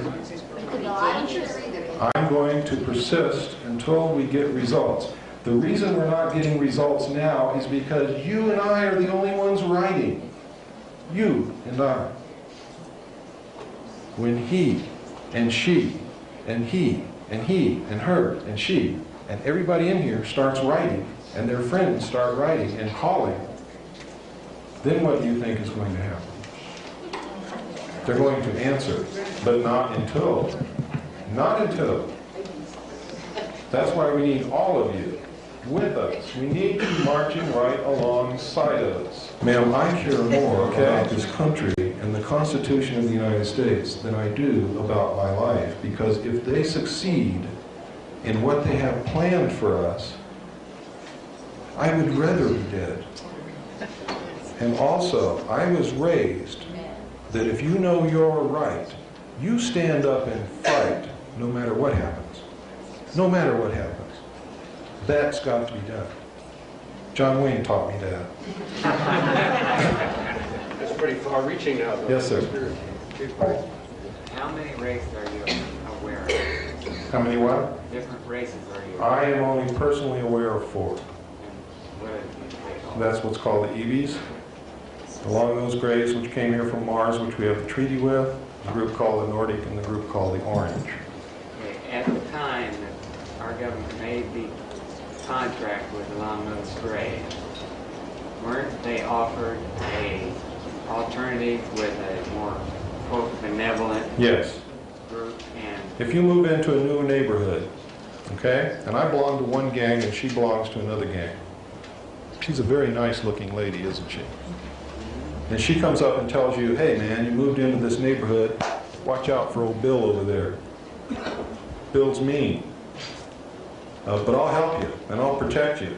And I won't let Bill do anything to you, provided you get rid of all your knives and guns and don't ever lock your doors. What are you going to do? I'm probably going to go with you. There you go. See, I think they made the right decision when they turned down the initial offer, because they were faced with so many uncertainties and so many different things happening, and alien races from other planets. I mean, my God, I look at the technology that they have, and you want us to disarm? Are you got bats in your belfry? I think at that time their decision was right. Their decision to self-destruct the American people was wrong. Their decision to make a treaty with an alien race without the advisory consent of the Senate under the Constitution was wrong. It's illegal. Lying to the American people all these years, manipulating us, controlling us, literally ripping up the Constitution and putting it in Ollie North's shredder is wrong. All based upon an assumption that if we knew the truth, we would flip out. And that a small handful of men know better how to run this country than the people of this country do. And they are all part of a group who wants to subvert the Constitution in the first place to create a one-world economic system under a one-world government with a very few people at the top holding all the power and all the money, holding all the strength. Just on the original alien intent. Seeds planted. The aliens planted those seeds, yes, over 250 years ago. Yes? What about annual bird papers? Has anyone ever gone into those? They still see them? Ma'am, with all due respect, we must stick to the most pressing problems at first. Right now, confronted with what we're confronted with, I can't be concerned with a hole at the pole. I'm very serious. Well, it may have something to do with it, but I'm not aware of anything that yes. You talked earlier about a lot of people who've been abducted and have been implanted, have moved away from their residence and are grouped together in other places. How do you see that fitting into the picture? The people who have been abducted and implanted have some ultimate mission. We know that. They are compelled to move to certain places. Some of them are compelled to stay in the same place. When their mate, if they're married, resists, they leave their mate. That's how much they're compelled to do it. There have been people who have left their children, women who have left their children, which is totally against the paternal instinct. I mean, the maternal instinct. It's just totally against it. Women just don't do that sort of thing. It's not. There's a level of mind control at work here that is terribly disconcerting. They are implanted, they have a specific goal to accomplish in the future, and most of them know that they have something that they're supposed to do, but they don't know what it is, and we don't either. The government is terribly afraid that when somebody pulls a switch sometime in the future, these abductees are going to go out and cripple the communications and blow up bridges and cripple the government. The government's afraid of this. I don't think that's what it's about. It may be what it's about, but it concerns me that the abductees are seeing an obvious criminal act as being a good thing. For instance, they're asleep in their bed. Someone comes and kidnaps them out of their bed, these people that kidnap them are so different than us that it's got to strike total fear into them. They are totally paralyzed, immobile. Now, most people have never been totally helpless in their life. And I'm telling you that that is the greatest terror that you will ever feel, is when you are totally helpless and you know it. Now, these people are taken into an alien environment in a craft that floats in the air. In a round room, and they all describe this room exactly the same. There is no difference between the descriptions. None of them know the other. Most of them have never heard of abductions or UFOs or spacecraft or aliens or anything. They've never read these books. And until just a few years ago, there weren't any books to read about abductions, because this is a recent thing that's been coming out. So we know that they're telling us the truth. We've hypnotically regressed them. We have tons of evidence and descriptions, and the stories are always the same. And sperm and ova is harvested from them. Scoops of flesh are taken out of their body, which leave pock marks. They are surgically operated upon. They are implanted. Some females are impregnated. After the end of the first trimester, they're abducted again, and the fetus is taken from them. And the abductees perceive this experience as having been a good experience, and no harm was done to them. Yet, and this is their conscious mind talking, listen to what their subconscious mind is telling them. Their subconscious mind is causing them to exhibit all of the same symptoms of a rape victim or a hostage victim who has been held for a long time, commonly called the Patty Hearst syndrome, where you begin to identify with your captors. Now, this is obviously great physical and emotional and spiritual harm has been done to these people. Yet their mind has been controlled to the extent that they perceive this experience as having been a good one. That deeply concerns me. I don't know about you, but I'm really concerned about that. And they are and have been given some task to perform in the future. They know that they have this job to do. They don't know what it is they're supposed to do. Some of them have been given tremendous knowledge that they never possessed before, never learned in school, don't even know what it is that they know in a lot of instances. Yes, ma'am.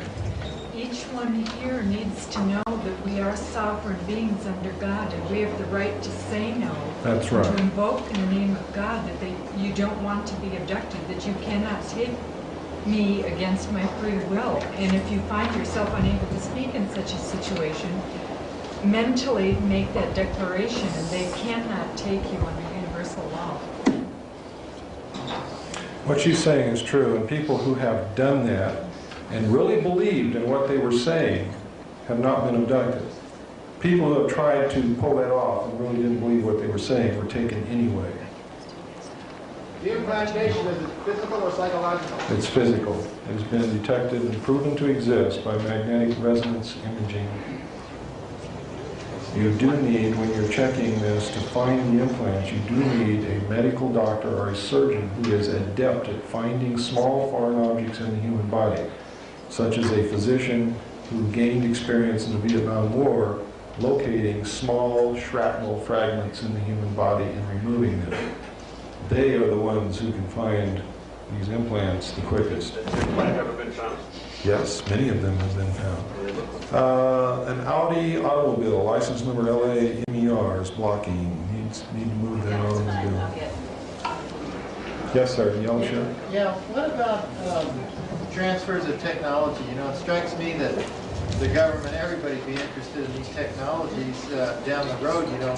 You use a lot of it every day. Okay, a lot of it's already transferred. A lot of it is filtered out from the national laboratories into the defense industrial complex and then out to the public. Are they working on other, you read about power sources for these things, or air engines and water engines, are they working on that to stop the air pollution? They are not working on anything until the oil is gone. the oil companies are owned by, guess who? Yes, sir. What do you have, a couple things, what do you have to say on the Pleiades? And also, has there been any discoveries of aliens that look exactly like people? Yes, the Nordic and the Orange both look like people. I mean, you couldn't tell them from one person? No, I wouldn't go that far. They look enough that they could pass if they want to. And the Nordic are described as being very beautiful. Very beautiful people, blue eyes, blonde hair. Where do they come from? The Nordic, I don't know where they come from. All right. What about the Pleiades? Where do you come from? That is the What's question. the average height? Ladies and gentlemen, he brought up a good point. I want to know about the Pleiades group. I want to tell you right now that the Billy Myers case is a real case.